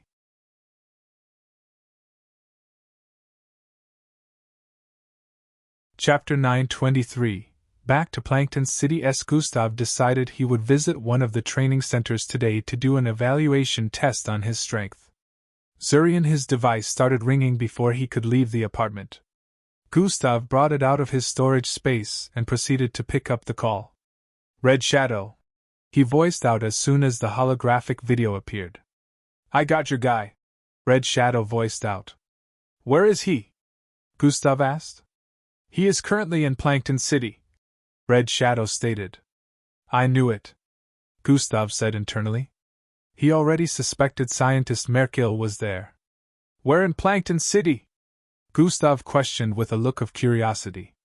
I've seen him go and come from multiple locations in these past 2 days, but I believe he's residing in a place known as the dealer's house at the moment, Red Shadow revealed. I will send you some footages that I gathered, he added. Some minutes later, Gustav had ended his call with Red Shadow. He had now found out the information he needed to get to scientist Merkel. He was surprised that Red Shadow got on this assignment very quickly, but this was good. The longer he waited to deal with young Joe, the more the world was jeopardized, as they didn't know fully what they were up against. Gustav moved out of the house, but contrary to earlier his plan of going to a training center, he was headed towards the base armory. Gustav arrived there some minutes later and was given immediate entry after his badge was scanned. MBO officers were not allowed beyond certain levels unless they were given special permissions, but Gustav didn't need to go beyond the level accessible to him. He just needed some tools that were accessible to most officers. He picked up some rechargeable technological devices as well as some one-use items. After Gustav was done picking these items like he was in a shopping mall, he started heading back towards his residence. Some officers recognized him, of course, and wanted to make small talk, but he avoided them. Others just spoke behind him, but as usual, Gustav didn't mind any of these. He arrived back indoors and did a small routine check around the house before heading back to his room. For all everyone thinks, I'm right here in the second base. Let's keep things that way, Gustav muttered as he began tapping on his dimensional bracelet. This is the best course of action, the system said in his head. Time to head back to Plankton City, Gustav muttered as he tapped on the location displayed on the surface of the bracelet. A bright flash of blue light engulfed Gustav, and in the next instant, he disappeared along with it. Sing! Hey, who the hell are you? The instant Gustav reappeared in a particular room within Plankton City, a voice yelled out behind him. GHRHHHKKK. Wriggling sounds were heard from Gustav as he shape-shifted, taking a different look entirely. He slowly turned around within this room.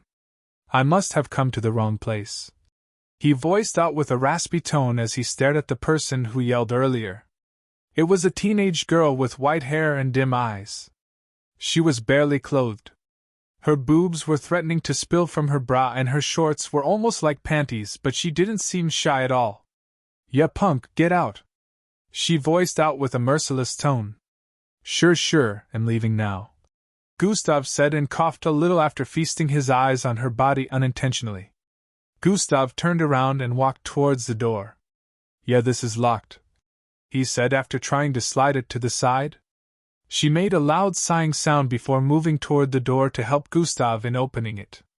"Thank you," Gustav said with a wry smile as he walked out. In response, she slammed the door after him. "Angry teenagers, never gets old," Gustav muttered as he arrived at the corridor. "You're a teenager too," the system suddenly voiced in his head. "I will be 20 this year." "I am no teenager," Gustav responded internally. "Still 19, still a teen." "Gustav. Also, I'm sure you would also be angry if someone invaded your privacy like that," the system added. "Fair point," Gustav responded as he looked around for a bit before walking forward. It had been a while since he walked on this corridor. He happened to bump into a 57 kid up ahead as he got to the stairs. He couldn't help but let out a smile as the silver-haired kid ran past him without recognizing him. "He sure has grown," Gustav said internally before proceeding to walk down the stairs. Currently, Gustav was within the 7-story tall household where his whole story with Angie began. He initially appeared in the apartment he rented while staying within Plankton City in the past. It turned out the apartment had been rented out to a teenager. Gustav wasn't really surprised about this development. 16 years of age was considered an adult anyways, so it was normal to see teenagers renting their apartments. This meant Gustav would have to find somewhere else to reside, pending his stay in Plankton City. Since he didn't want anyone to know he was here, he couldn't use his normal identity. Making use of his identity, as Gustav would have made it way easier for him to find a place to stay since he knew lots of people here. However, it wasn't much of a problem for him to get a place even while using this fake identity since he had enough money. Within a dark space, pulsating strings of multiple colored lights joined together could be seen. There was no other lighting here except these pulsating strings of light that had formed a circle and looked like they were tied together. Some figures could be seen a few feet behind staring right at the strings of light. "How long till it's ready?" a masculine voice could be heard.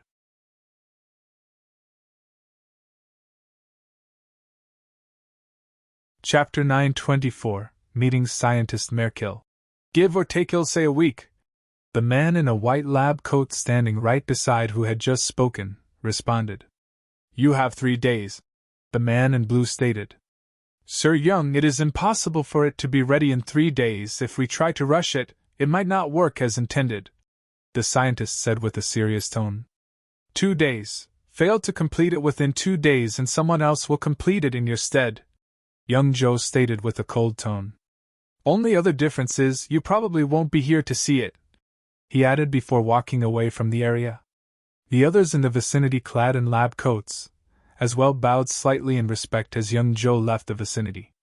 The scientist gritted his teeth as he turned to stare at the rest after young Joe was out of sight. "What are you lots waiting for? Get back to work!" he yelled out with a frustrated tone, causing the others to scamper away like flustered chickens. Hours later, Gustav was in a large room. He had gotten a place within a hotel in Plankton City. Currently, he was watching another footage of the location where the alien symbol was seen. He could see that young Joe just left that location some time ago. The sacred jewel couldn't see everywhere within this location, so he didn't really have an idea as to what young Joe was up to, but he already knew he would have to check out this location after his visit to Scientist Merkel's place. For some reason he had never seen Scientist Merkel in the same location the sacred jewel had been watching. Neither had he seen him with young Joe, but obviously, they were working together secretly from the memories of the scientist he watched. From the footage Red Shadow provided him, Scientist Merkel had been going back and forth from the MBO tower to where he was currently residing. Scientist Merkel seemed like the one that would sabotage the MBO from the inside if Gustav was right with his theories. Since scientist Merkel had quite the high rank, he would definitely have access to things that might help in young Ja's ploy. After some time, Gustav decided to leave the hotel. It was finally time to pay a visit to scientist Merkel. He walked down the streets of Plankton City once more. This gave him a sense of nostalgia as he looked around, seeing the well-constructed roads with spatial rings in some areas, hover cars and buses moving to and fro with some driving into the spatial rings. The pedestrian walkway by the side with teleportation circles at the end of every walkway. The tall skyscrapers by the sides along with small social businesses as well. The MBO tower was still in the middle of the city, looking majestic and piercing straight into the clouds. Gustav moved towards one of the teleportation circles up ahead and moved in with the others. In a few seconds, a bright light engulfed everyone and they disappeared. Reappearing back multiple kilometers ahead, Gustav proceeded to walk for a little while before arriving in a street.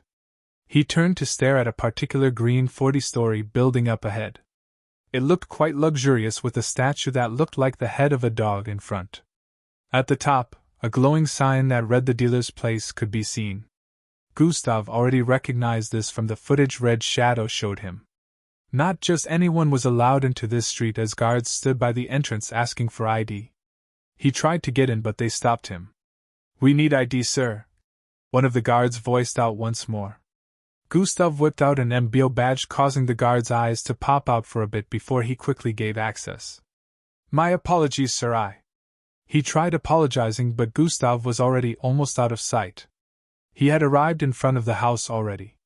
God Eyes has been activated. Interesting. A smirk appeared on Gustav's face after scanning the building. He deactivated God Eyes and moved in. A hover arrived in front of the building sometime later, and a man in a green suit and black short hair moved out of it. He got into the building and moved towards the elevator before tapping on number 40. Apparently, he stayed on the last floor of this place. A few minutes later he arrived in front of his apartment, and the door slid open. Why are the lights out?" he voiced out as he moved into the luxurious-looking apartment. For reasons unknown, the lights were out, making the apartment look dimly lit. Everywhere looked quite dark as he moved around trying to switch the lights back on. However, none of the switches was responding. "What's wrong with them?" he voiced out in frustration as he tapped repeatedly on a switch. "Hello, Scientist Merkel." His heart nearly jumped out of his chest as he heard a masculine voice from behind him. He slowly turned, reached for a button on his chest area and tapped it. A small blue glowing dagger appeared in his hand and he swiftly spun around while swinging it forward. "Pa!" The figure behind him slapped the dagger away from his hand effortlessly and grabbed him by the throat. Scientist Merkel found himself easily lifted off the floor by this person as he choked from the forceful grip around his neck. He stared at this figure, who seemed like a young 20-year-old with white hair and deep eyes. He was over 6 feet in height with a lean but tall figure. He didn't look familiar to the scientist at all. Core! WHOAR! EU? He managed to force the words out while trying to free himself from the powerful grip. "That is of no concern to you. I have some questions," Gustav voiced out with a raspy tone. "Answer correctly and it'll spare your life. Answer wrong and—" Gustav suddenly paused as he got to this part. "Never mind that," he voiced out as he activated his storage device and brought out a black pill. Smirk.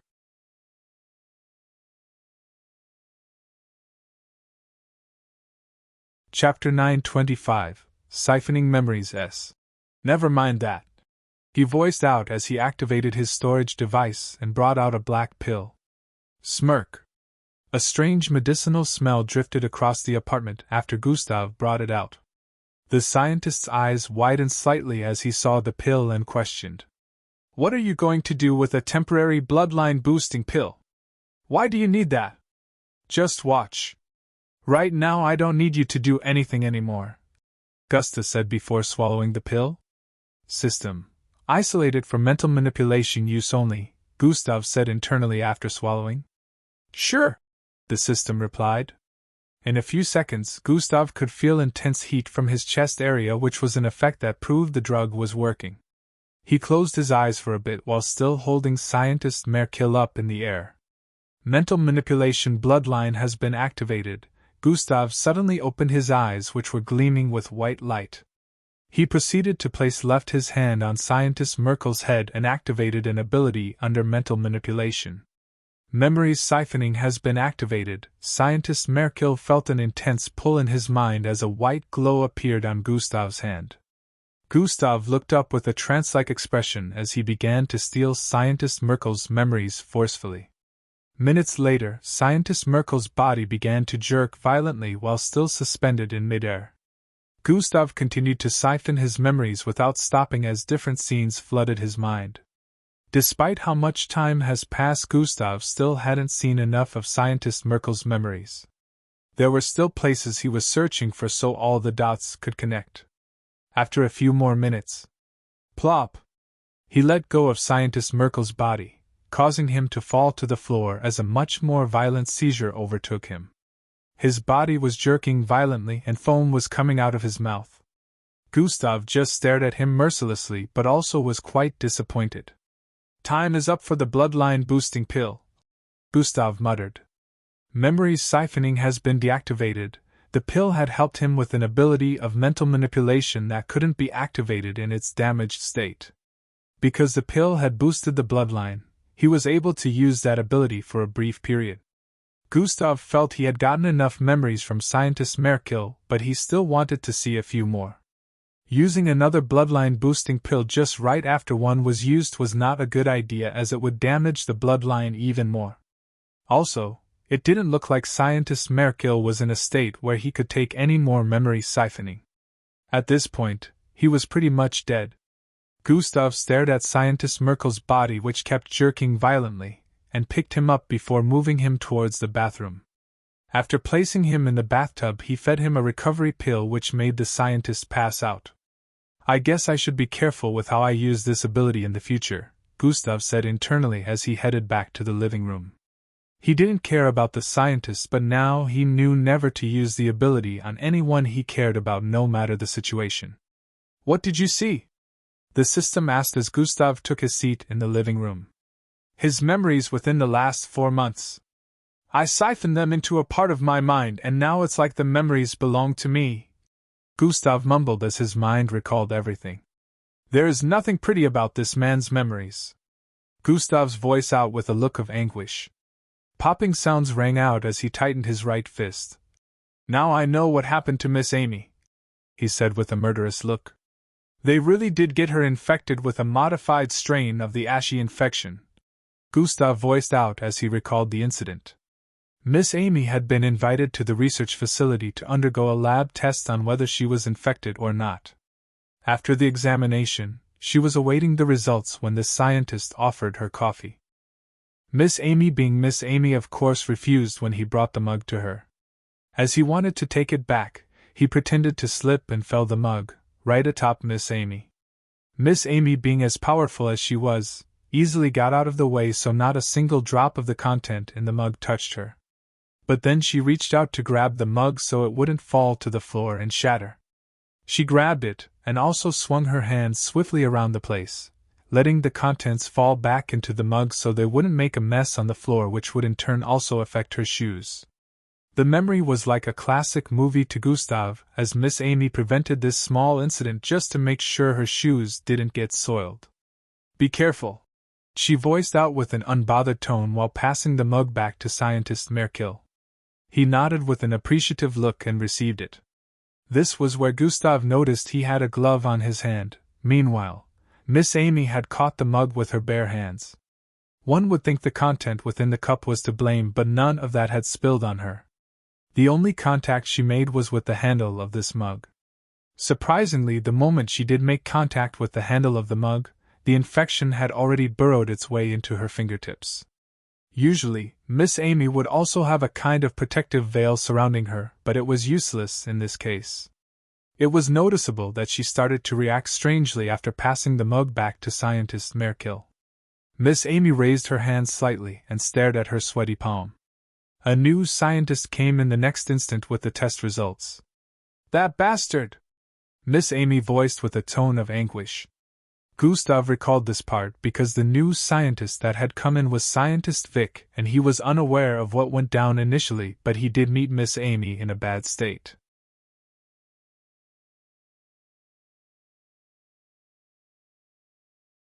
Chapter 926. Unveiling young Joe villainous plans. He wanted to pass her the result, but she lashed out, and the entire structure began to quake underwater. At this point, Scientist Merkel was far from the examination room, fleeing when he heard the destruction everywhere. He thought Miss Amy would come for him, but instead, she had blasted her way through one of the walls and left the facility in that instant. He heaved a sigh of relief, recalling the symptoms associated with the infection. She must have noticed it. At that time, he thought Miss Amy must have noticed that the earth was starting to be unconducive for her. He quickly returned to the examination room and got rid of the results that were supposed to prove Miss Amy was not infected. They spread rumors that she might have escaped because she was infected, leaving out the part where she actually underwent the test. At this point, Gustav had pieced everything together, and knew very well that Miss Amy had left to do a quick video recording for him before she would be unable to stay on Earth any longer. This made Gustav wonder when exactly Miss Amy had figured out young Joe's plot. There was a probability she didn't know that young Joe was aware that she knew about his plot. Gustav really wanted to murder Scientist Merkel at this point, but he was holding on because he still needed to siphon more memories. What exactly is he up to? The system asked after listening to Gustav narrate the incident with Miss Amy. He is trying to bring them here, but he seems to have found a way for them to get access to Earth without getting stopped by the many protocols put in place to prevent an invasion. Gustav voiced out as he recalled multiple meetings with young Joe. Scientist Merkel was given a separate task to complete at the Embark Tower, and he did that today. He should be having a call with young Joe in a few. Just as Gustav finished that sentence, a loud ringing sound was heard within the living room. Speak of the devil, Gustav voiced as he slowly transformed into Scientist Merkel. He proceeded to pick up the call, and in the next instant, young Joe appeared within the living room in holographic format. Merkel, have you completed your assignment? The instant the call connected, young Joe threw this question. Yes, Sir Young, am all done on my part. It's now left to you to play yours. Gustav voiced out using Scientist Merkel's voice as well. Good job. You will stand with me as one of the generals of the New World Order. First, we take Earth, and then we can plan further expansion in the future. Young Joe voiced out with an ambitious tone. How long till they arrive? The Mendologas? Gustav asked. I have given those idiots 2 days, but I worry they will be unable to meet up with the deadline. Young Joe responded. Now that I have finished with my part in the embryo, maybe I could come to give a helping hand so we don't have to throw away the life of any more brilliant scientist. Gustav said with a light chuckle, as this was the manner in which Scientist Merkel usually spoke. That might not be a good idea. Young Joe disagreed. He didn't look disturbed in any way despite knowing the scientists would be unable to meet the deadline. Why not? You want them to meet the deadline, right? Gustav asked. It's best you remain in the tower to make sure no mishaps happen, young Joe stated. True, but I'll have Ishak watching it. I could come over tomorrow after inspecting the tower once more, Gustav suggested. All right then, tomorrow. Young Joe finally agreed and ended the call. A smirk appeared on Gustav's face after the call ended, and he transformed back into his usual look. You'll never know what hit you, young Joe, he said internally. Are you truly going to head to the Embark Tower? The system asked. I have to. I'll need to disarm what Scientist Merkel has activated there to sabotage their operation. Then I can head to their research area afterwards. Gustav voiced out his plans. This bastard must be stopped. If he succeeds with his plans, it's over. Gustav added with a contemplative look. Looks like he just wants power. The system voiced out. Yeah, he's an overly ambitious, power-hungry prick. Gustav cussed incessantly. The moment the device in the Embark Tower is activated, every mixed blood on Earth will lose their bloodline temporarily. This is what scientist Merkel has been working on, and from what I've seen it's also one of the reasons they had to get rid of Miss Amy, because a mixed blood of her caliber would have sensed the energy output of that device the moment it was put together. After that, they contained the energy, so even though Jack is currently on Earth he wouldn't be able to sense it until the moment it gets activated, which will be too late. Gustav muttered lengthily. I'm guessing what they're working on behind the door bears the means to give access to the Mandalogas. The system stated. Most likely. I am yet to see how it looks because within the 4 months of memory I siphoned, Merkel was never there. Looks like he was focusing on his part, and never met up with young Joe in public. Gustav said while holding his chin. It's best to have information on that too, so I need to siphon more of his memories. I'm sure he must have been there at least once before. Gustav added with a look of certainty. I don't think he can take any more siphoning. The system stated. It doesn't matter, he will be utterly useless to me if I can't get what I want from him. Gustav said while standing to his feet. They'll let him rest till the next morning. For now, I need to visit the tower. Gustav said while transforming into scientist Merkel. He moved towards the window by the side and stared at the MBO tower up ahead.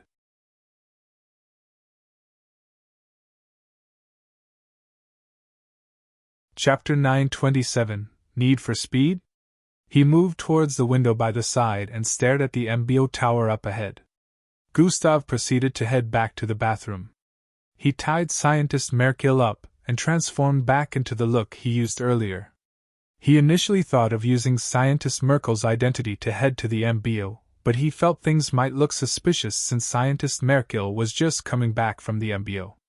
Gustav wasted no time in getting out of the apartment after taking the access cube of the apartment from scientist Merkel. Swoosh, instead of boarding a vehicle, he sprinted there. Public transport was not allowed to head to the MBO tower, so he knew he couldn't get there by that means. Gustav's speed rivaled the hover cars that dashed past the streets of Plankton City. Even mixed bloods couldn't follow with their eyes as his body created after images across the roads. In a few minutes he had arrived in front of the barricade surrounding the MBO tower. The MBO camp swish. Swish. Sounds of projectiles tearing through the air reverberated across the surroundings. Multiple blue light beams flying forward from a particular direction could be seen moving faster than the speed of sound. These light beams kept shooting forward in uncountable numbers while a group of people behind had to keep swerving left and right to dodge the beams while charging forward. Bam! Someone got hit in the left shoulder area and got blasted halfway across the track. Remember, one hit and you're out. In the far west area, a woman in an MBO uniform yelled out. The others, who were still on the track filled with blue projectile beams gunning for them, turned even more cautious as they used every trick at their disposal to dodge the beams. These blue beams clouded one's vision due to their numbers and speed, but they had to be agile enough to dodge and get to the finish line before the timer being displayed in midair was up. Over 100 cadets were moving forward while jumping sideways. Some were making use of their bloodline abilities to parry the beams as they head forward, while some kept leaping upwards and doing a front flip or back flip to evade them. Every minute a cadet was getting knocked out due to the speed of the beams increasing the closer they got to the finish line. Dash. Who do you think will win? Dash. EE or Elevera? Dash. Eldris is closing in on them. Dash. Does anyone see Angie? Dash. The top 10 are really something. They have given the others behind a huge gap. Those who had gotten knocked out of the race stood behind, spectating the ones who were still in the game. They were on a plain track field that was quite wide, but there were walls erected by the sides, and the instructors as well as those spectating were behind and upwards. The ground where the race was happening looked like it was sunken ground. Multiple cadets could be seen sprinting across the place, dodging the projectiles best of their abilities. Vera's body was wrapped in multiple vines that had sprouted out of the ground and were carrying her forward elegantly. Swish! Swish! Multiple vines spun across the place, tackling the blue projectiles shooting at her. A few feet to her left, Falco dashed forward and leapt before spinning towards the side several times in the air to dodge the projectiles. Black tattoos could be seen on the visible parts of his body. He seemed quite agile, dodging the beams with ease despite how fast they were. Several feet to her right, Timmy could be seen walking forward with a red sphere of energy surrounding his figure. The instant any blue beam phased through the energy sphere surrounding him, their speed would be significantly slowed down, and Timmy would just move a little to the side to dodge the beams. Hundreds of feet toward Timmy's right, Rhea could be seen raising boulders from the ground and pushing it in front of himself to tank the projectiles. After blocking a few, they would get destroyed and he would create more. Hundreds of feet ahead, he opened a vortex which sucked all the projectiles into it as he moved forward effortlessly. It looked like a walk in the park for him. Elevra, on the other hand, who was a few feet behind him, kept walking forward elegantly while moving her head slightly to the side. Her figure swayed from side to side as her nonchalant expression made her look extremely alluring. Swish! Swish, only minor movements, yet the beams would fly past her face only a few inches away from making contact. It always looked like a close call, but this had happened more than 200 times now. It couldn't be called a coincidence anymore. Eldris, on the other hand, was several feet to the left behind E and Elevra. His beautiful eyes were wide open and his surroundings black and white. All everyone could see was the beams turned white upon entering his domain and disappearing. These three were way ahead of everyone else and had it relatively easy moving forward. No one was dashing forward with intense speed because the faster a person moved, the more they were likely to get hit by a projectile, since it would look even faster from their point of view. They were all moving at moderate speed for this exercise. After a few more minutes he got to the finish line and was brought out of the field. Dash. Looks like he finished first. Dash. Wait, there's someone with him. Dash. Is that Elevra? Dash. Elevra is still on the track. Up ahead at the finish line, a smile appeared on E's face as he stared at the person up front sitting atop a boulder. Y'all are so slow, the silver-haired girl with two horns on her forehead voiced out. Nah, you're just too fast, Angie. He stated with a small chuckle. Slowpoke.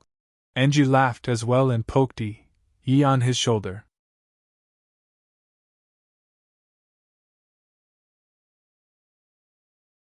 Chapter 928, Dismantling the Bloodline Disruptor. How long have you been here? He asked with a look of curiosity. About 10 to 15 minutes, I think, she said with a contemplative expression. What the hell? You monster. E's eyes widened as he blurted out before bursting into laughter. At this point, Elevra also arrived at the finish line without breaking a sweat. The others also began to arrive one after the other after this, and they were all shocked to see Angie at the finish line. Not because she wasn't fast, but because they didn't even see her at the starting line, and had no idea she was even taking part in the exercise. According to the instructor, Angie got to the finish line a few seconds after the exercise started. The revelation shocked everyone, and they wondered just how fast Angie was currently. In the past 2 months where Gustav had been away, Elevra had become the strongest in their set once more, but she still lost to E and Angie. The exercise was just too convenient for them, speed and vortex creation. Plankton City, it was currently night, and Gustav was in the MBO tower. He had found his way in and was currently on one of the top floors. The 1075th floor, to be precise, was larger than 17 football fields combined, and it was so high up in the air that it was already breaking through the Earth's upper atmosphere. Gustav was currently in his MBO uniform while still using a fake identity that belonged to another MBO officer currently not in Plankton City. Despite the badge, the MBO tower still scanned body features before giving access, so Gustav couldn't use the other fake identity to head in. However, to prevent mishaps, he headed to a bathroom to transform back into the initial appearance after getting into the tower. He was currently on the same floor scientist Merkill had the device implanted, and it looked like it was going to be a Herculean task to deactivate every one of them. The device branched out to different spots cause it had several other small tools connected to it. This was why it had taken over 4 months to set up. Of course, deactivating it was easier, but it would still take time, especially when MBO officers were moving around. Scientist Merkill could pretend to be working on something so it doesn't look suspicious when he's putting them in place since he is a scientist, but Gustav was an officer, so it would be quite difficult for him to go on with the deactivation process without causing suspicions. The MBO tower was going to be like a beacon that would help in spreading the energy that would rid the mixed bloods of their power. This was why it had to be installed here. The MBO was unaware that right under their noses they were being sabotaged by one of their own.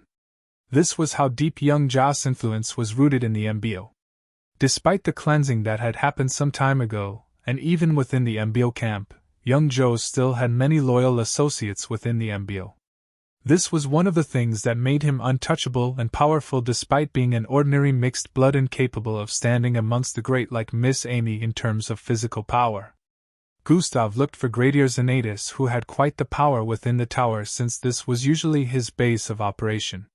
He didn't fully explain things to him, but he told him he needed the entire floor. Gradier Xanatus already knew of his ability to shape-shift into anyone, so he wasn't surprised when he found out that this young man with white hair was Gustav. Gradier Xanatus helped in coming up with an excuse to prevent any MBO officer from having access to this floor till the next day.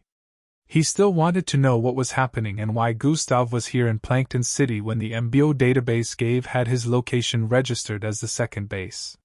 However, Gustav really didn't have the time to explain what was happening to Gradier Xanatus fully.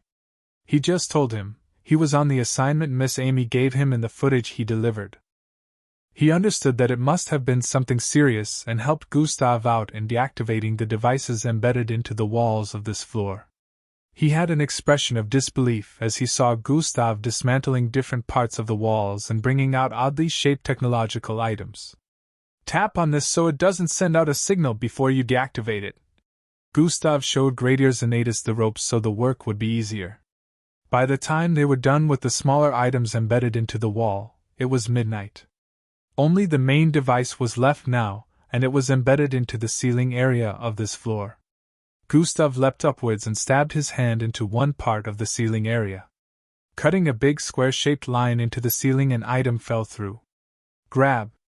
Gradier Xanatus caught this device, which looked like a rectangular generator almost the size of a truck. That has been in there the whole time? Gradier Xanatus couldn't hide his surprise as he slowly lowered it, afraid of triggering any alarms. After placing it on the floor, Gustav landed from the ceiling and stood in front of the device. Gustav tapped on some buttons placed by the side and beeping sounds rang out as a small holographic screen shot out of it. Shit! He suddenly exclaimed. What's wrong? Gradier Xanatus asked. The method of deactivating it is different from the rest. I need face authorization. Young Joss' face in particular, Gustav said with a worried tone. How is this a problem? You can shape-shift to take the form of whoever you want, Gradier Xanatus voiced out with a confused tone. It's different this time. The internal structure of the device is laced with gladderid, Gustav said with a low tone. Gradier Xanatus' eyes widened as he heard this. It would see right through your disguise, he said with a tone of realization.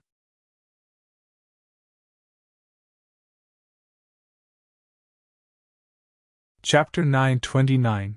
Powerful shapeshifter. Gradier Xanatus' eyes widened as he heard this.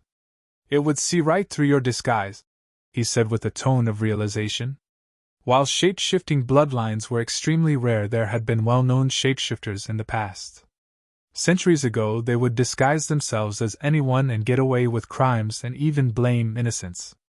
This used to be a headache to the authorities, and they found it really hard to apprehend criminals with bloodlines related to shape-shifting. This was until they found a way to unveil shapeshifters with a new piece of technology. Said technological generator had these gladderid components within. Some CCTVs still had these, which was why Gustav would always be careful in some areas even when making use of shapeshifting to change his identity. This gladderid would uncover anyone who used shapeshifting to try and take young Joss' identity. What do we do? Gustav wondered out loud as he held his chin. Stop young Joe before he gets to use this? Gustav thought internally. Bring me up to speed on everything that is going on. I need to understand what we're dealing with to help better. Gradier Xanatus voiced out as he saw Gustav's worried look. There's no time. Gustav stated as he walked about. Do it, the system suddenly voiced in his mind. Do what? Gustav questioned. Use your shape-shifting, the system stated. Did you even hear anything we just said? Gustav asked with an irritated tone internally. Do it, dumbass, you're underestimating the power of your shape-shifting. Do you think it's the same with those rip-off shapeshifters? The system insulted Gustav internally. What are you talking about? A CCTV with Gladrid has uncovered my real look before when I made use of shape-shifting back then. Did you forget how much hassle I had to go through to get rid of it? Gustav said internally, reminding the system. Now and then are not the same, dumbass. Just do it, the system insisted. Okay then. Gustav knew the system was probably onto something since it kept insisting. He was still skeptical about this, but he decided to just go through with it. Gustav turned around and squatted in front of the large generator-sized device. Flesh-wriggling sounds began to ring out, causing Gradier Xanatus to stare in his direction. What are you doing? Gradier Xanatus asked. Gustav turned to face him looking exactly like young Joe. He didn't need to say a word. His look was already self-explanatory. It has Gladrid, you'll just be exposing us, Gradier Xanatus stated with a look of disagreement. Trust me, Gustav said before turning to face the device again. Although he said that, even he did not trust himself. Gradier Xanatus let out a worried sigh as he stood and watched. Truaren. The device shot out red strings of light towards Gustav's face, analyzing it. He made sure to use young Jo's usual expression, which was a mix of coldness and cunningness with his slanted eyes. Scan complete. Deactivating bloodline disruptor. Gustav heaved a sigh of relief after seeing the device shutting down. It worked, he said with a smile while standing to his feet. How? Gradier Xanatus voiced with a surprised look. Gustav just shrugged his shoulders as he was also unaware that he could bypass the Gladrid. Gradier Xanatus was astounded as he realized nothing was capable of uncovering Gustav's shape-shifting at this point, which made him a very dangerous existence. Told you, dumbass, the system voiced in his mind. But how? Gustav was still surprised. You're now way more powerful than you were before. Besides, your original bloodline is. Never mind about that. Just know you're stronger, so it's normal, the system stated. I see. All right, work done. Time to head back, Gustav said internally as raised his fist and brought it down upon the device. Bang! It blasted into smithereens after his fist made contact. Gustav proceeded to pack the parts together and place them in his storage device. That's it, Gradier Xanatus, thanks for your help, he voiced with a tone of gratitude. No problem, it sounds like something serious is going on, Gradier Xanatus responded. You just helped in saving the fate of the world, but I will explain everything once I'm done. We're not completely out of the woods yet, Gustav said and proceeded to head to the elevator area. Gradier Xanatus followed after him, and they chatted a little as they headed down. Daytime arrived in a flash, and at this time Gustav was back in Scientist Merkel's apartment. He had been waiting for hours so Scientist Merkel could wake up since he got knocked out after the whole siphoning process the last day. Gustav wasn't as worried as before because he had successfully deactivated the device that would have caused the Earth to be in a perilous state had young Joe been successful. However, he still wanted to make sure there were no loose ends, so he wanted to siphon more of Scientist Merkel's memories before heading to the secret base where the other scientists under young Joe were working. Gustav was still waiting at this point, and it was almost noon. He was thinking of heading over to the secret base right now, and just forgetting about the siphoning. However, after a few more minutes Scientist Merkel awoke. His eyes looked all droppy as he opened them and found himself laying on his carpet. Turning to his left he could see Gustav sitting on the sofa staring straight at him with a gaze that seemed like it was piercing straight through his soul. You bastard, what did you do to me? Scientist Merkel asked weakly. I am not done, thank you for regaining consciousness, Gustav said as an evil grin appeared on his face. You, stay away, stay away. Scientist Merkel tried to crawl away as he voiced out loudly. I'm sorry no one can hear your screams. Didn't the money you used in acquiring such an expensive soundproof apartment like this come from young Joe, the cunt who destroys the lives of others? Gustav said as he walked towards scientist Merkel.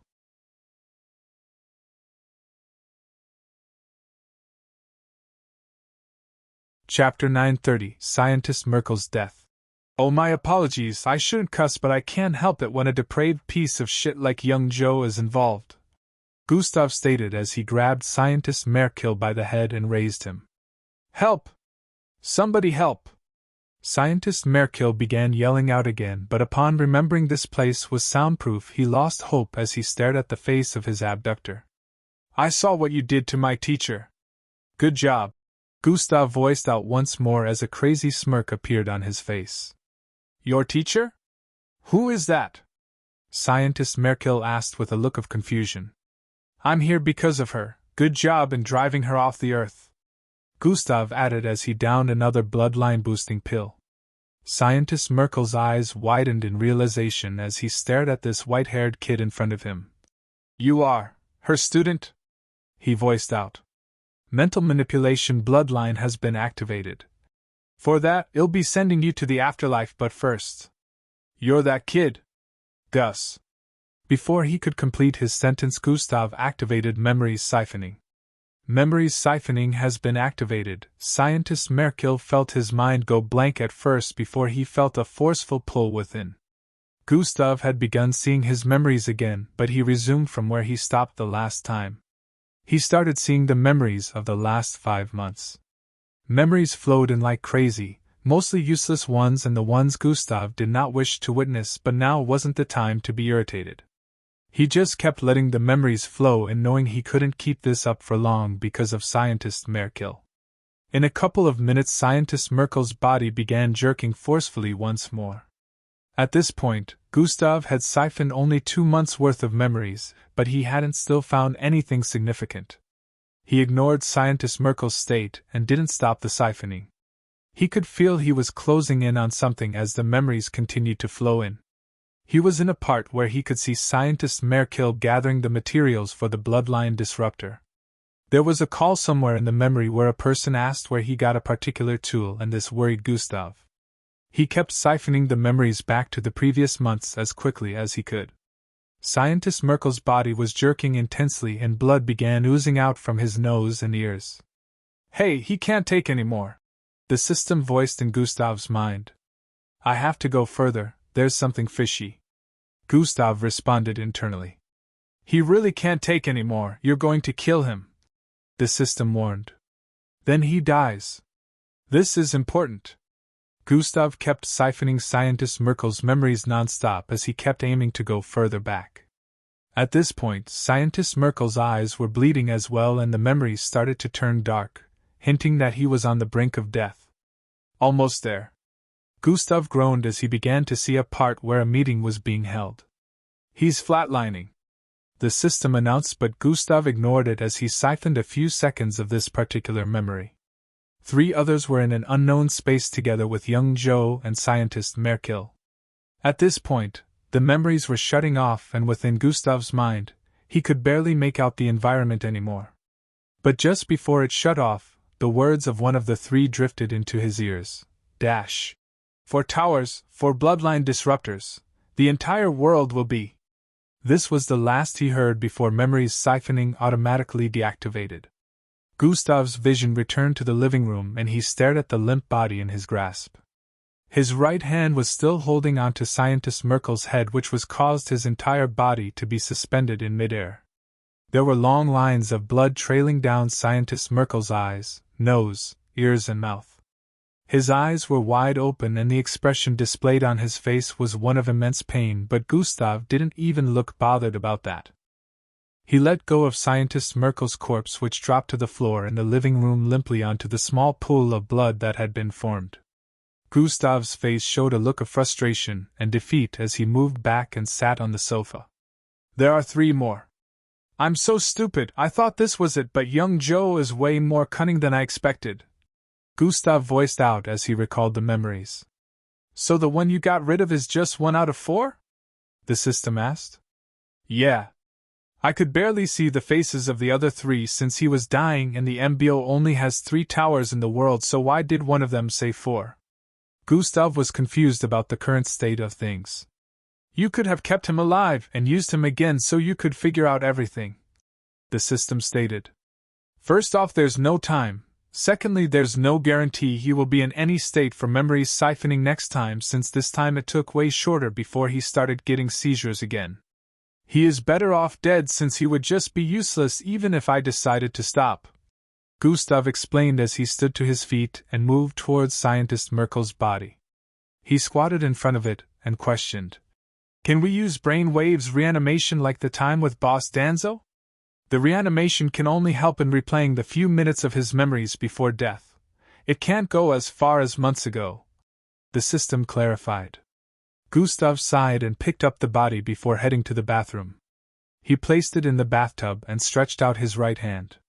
Atomic disintegration has been activated. Gustav constructed a small milky-colored ball and dropped it on the corpse. In a few moments, it had disintegrated completely along with the clothes and even the bathtub. Wriggling sounds rang out in the bathroom as Gustav began transforming into Scientist Merkel. He proceeded to change his clothes as well and turned to the side to stare at the mirror. "I guess there's only one other option. Kill young Joe before any of them gets activated."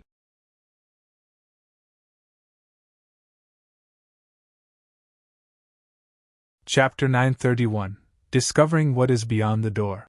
"I guess there's only one other option. Kill young Joe before any of them gets activated," Gustav voiced with a decisive tone. He stared in the mirror for a few seconds, making sure his transformation to Scientist Merkel was without flaw. After he was done, he turned around and headed out of the bathroom. It was currently noon when Gustav headed out of the apartment. He had taken all of Scientist Merkel's belongings and also seen enough of his previous month's memories to act precisely like him. Gustav got into Scientist Merkel's exotic-looking red hover car and drove off into the distance. In barely a few minutes, Gustav was driving down a sloppy area in Plankton City that led to the southwest border of the city.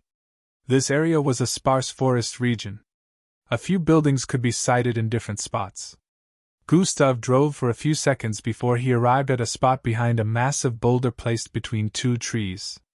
He parked right in front of the boulder and got off the hover car. It was a sparse forest area with only a few tall trees in the vicinity, but it still looked like they were in the middle of nowhere. Gustav arrived in front of the boulder and moved to its back before stepping on a small patch of grass right behind. Thias, a weird pole extended from the ground in the next instant and scanned Gustav's entire features. After it was done, the surface of the ground around him opened up and a platform began to descend into a hole that led deep underground. This was one of the secret bases where young Joe had been conducting experiments regarding his plots. This one in particular that had to do with the aliens, whom the sacred jewel had been surveying. Gustav scanned across the place with god eyes as he descended from the platform. The underground base was pretty large with multiple hallways and large laboratories where different experiments were being conducted.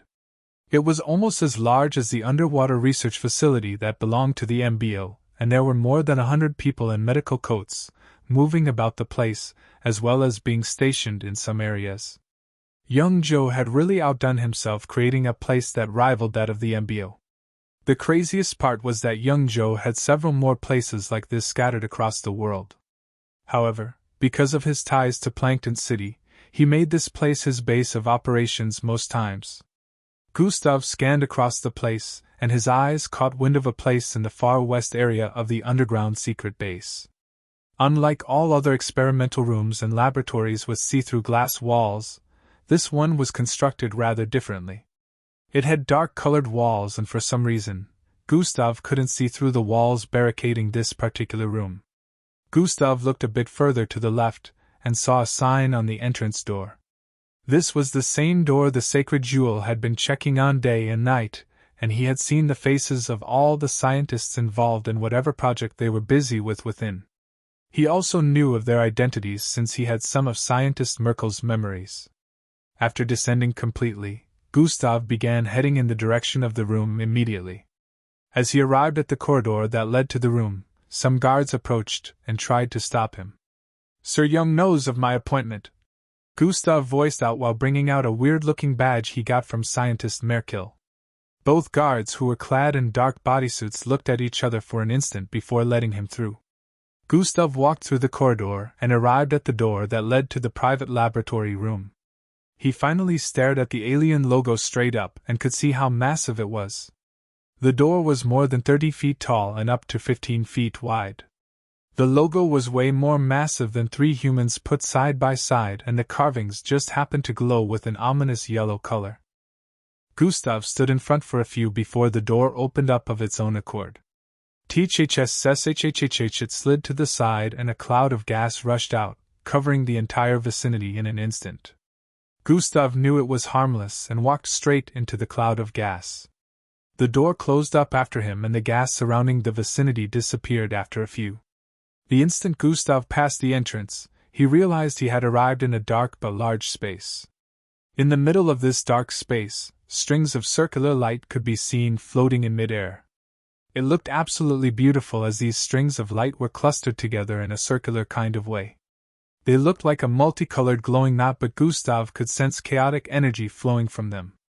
The strings were pulsating in a weird kind of way, and from what Gustav noticed in his few seconds of arriving here, it looked like they were getting bigger.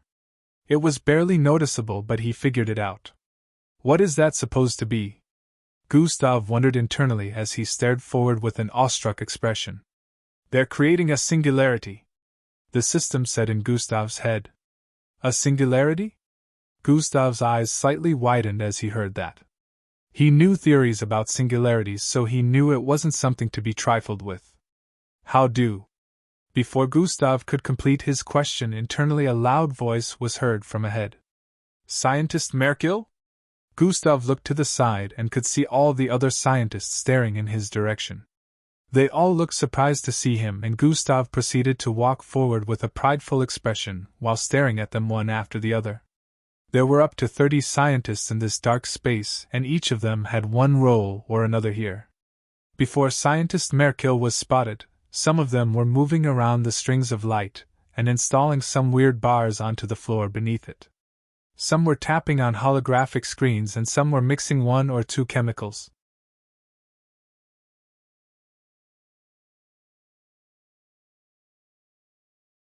Chapter 932: The Dangers of the Singularity. Have you lots figured it out? Gustav asked. Sir, it will still take around 3 to 4 days to finish up. The scientist that had called out to him voiced out respectfully. Pfft, you'll all be dead before then, Gustav stated with a light burst of laughter. The atmosphere turned tense and gloomy at the same time as the scientists were reminded of young Joss Timer. Is Sir Young around right now? Gustav asked. No, but he will be here any time soon to check on our progress, a scientist replied with a down look. A thought appeared in Gustav's mind as he heard this response. All right then. I finished my task, so I asked him for permission to come help you goofs. With my assistance you can be sure of getting the task done before the time limit is up, Gustav stated as he placed his hands on his waist with a messiah-type expression plastered across his face. The scientists had looks of hope as they heard that, and stared at scientist Merkel with reverence, unaware that this was Gustav, of course. So I see we're dealing with a singularity here. Can someone bring me up to speed on the aim here? Gustav asked while moving towards the area where holographic computers were being operated. As expected of scientist Merkel, just one look and he could tell that this was a singularity. Most of the scientists had this thought in their minds as they stared at Gustav with a look of reverence.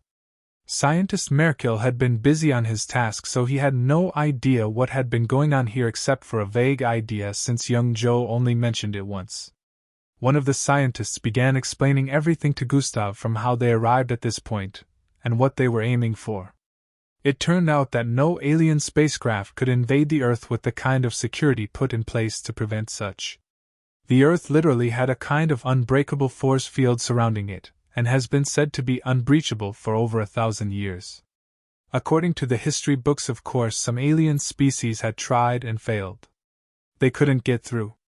The singularity was not just a singularity but also a black hole. However, this was not the usual type. Time and space were collapsing in on themselves within the strings of light. If anyone was to make contact with it at the moment, they would see a million different lifetimes in an instant, and then cease to exist. This was why Gustav was sensing chaotic energy from the singularity, and this was unlike anything he had ever felt before. Young Joe was aiming to use this singularity to bring the Mandalogas here. When the singularity had been tweaked to become just like how young Joe wanted it, a dimensional pathway that rips the fabric of time and space apart will be constructed. It will work based on time and render the energy field surrounding Earth useless to the Mandalogas, giving them the chance to travel through with their spacecraft. The singularity will make every Earth security protocol inefficient. Passing through it would be like returning Earth to its old times where the security protocols didn't exist. In a way, it would hamper with time, but it would only grant spaceship access to Earth without issues. By the time everything had been explained to Gustav, he stood in place with a contemplative expression for a few seconds. There's a possibility that doing this can have really adverse effects, right? Gustav asked internally. Yeah, good case scenario it succeeds and the Mandalogas manage to get to Earth without a hitch, but then the entirety of Plankton City might get sucked into the singularity after it shuts down, or it sends out a weird time displacement energy, which I promise you don't want to know what will happen if that ends up happening. The system voiced in his head lengthily. That's the good case scenario? Gustav's face nearly changed expression to convey his current astonishment, but he managed to keep his cool so he could maintain his act as scientist Merkel. Gustav calmed himself up and asked next. Then what is the worst-case scenario? Gustav asked.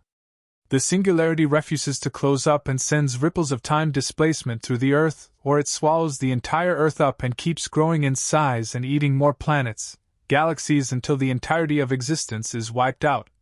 The system explained. Gustav's jaw almost dropped as he heard the system mention this. Young Joe is not thinking about the consequences of this at all, he said internally as he looked up to stare at the strings of lines clustered together in midair. As the system had mentioned, there would definitely be consequences if the scientists were left to continue developing this singularity. At this point, Gustav was unsure whether the state of the singularity could cause any of the disastrous effects the system had mentioned, but he really hoped not. I need to close the singularity, Gustav said internally. Everyone get out! Gustav suddenly yelled out. Dash. Huh! Dash. Is he joking or what? Mutters were heard from the background after Gustav yelled out the command. I'm sure you lots are not deaf. I said get out. Gustav gave the order once more. But sir, we have to keep working on this. A scientist's voice from the side with a confused tone. Sir Youngwill. Before he could complete his sentence this time, Gustav interrupted. I told you to get out for this exact reason. I can see you lots wish death upon yourselves and don't want my help, Gustav said with a tone of disappointment. They all had pleading looks as they heard that, and one of them even began begging. Now all of you get out of here this instant! Gustav yelled out once more. Just as everyone began leaving their standing points to head for the entrance, a voice was heard from the entrance area. Where do you all think you're going? Everyone's eyes widened slightly as they heard this familiar voice. Gustav's eyes squinted as he slowly turned around to stare in the direction of the entrance. So you've finally arrived. You're tuning in to the Phoenix Nights YouTube channel. Don't forget to subscribe and join us on this journey to catch the most captivating stories.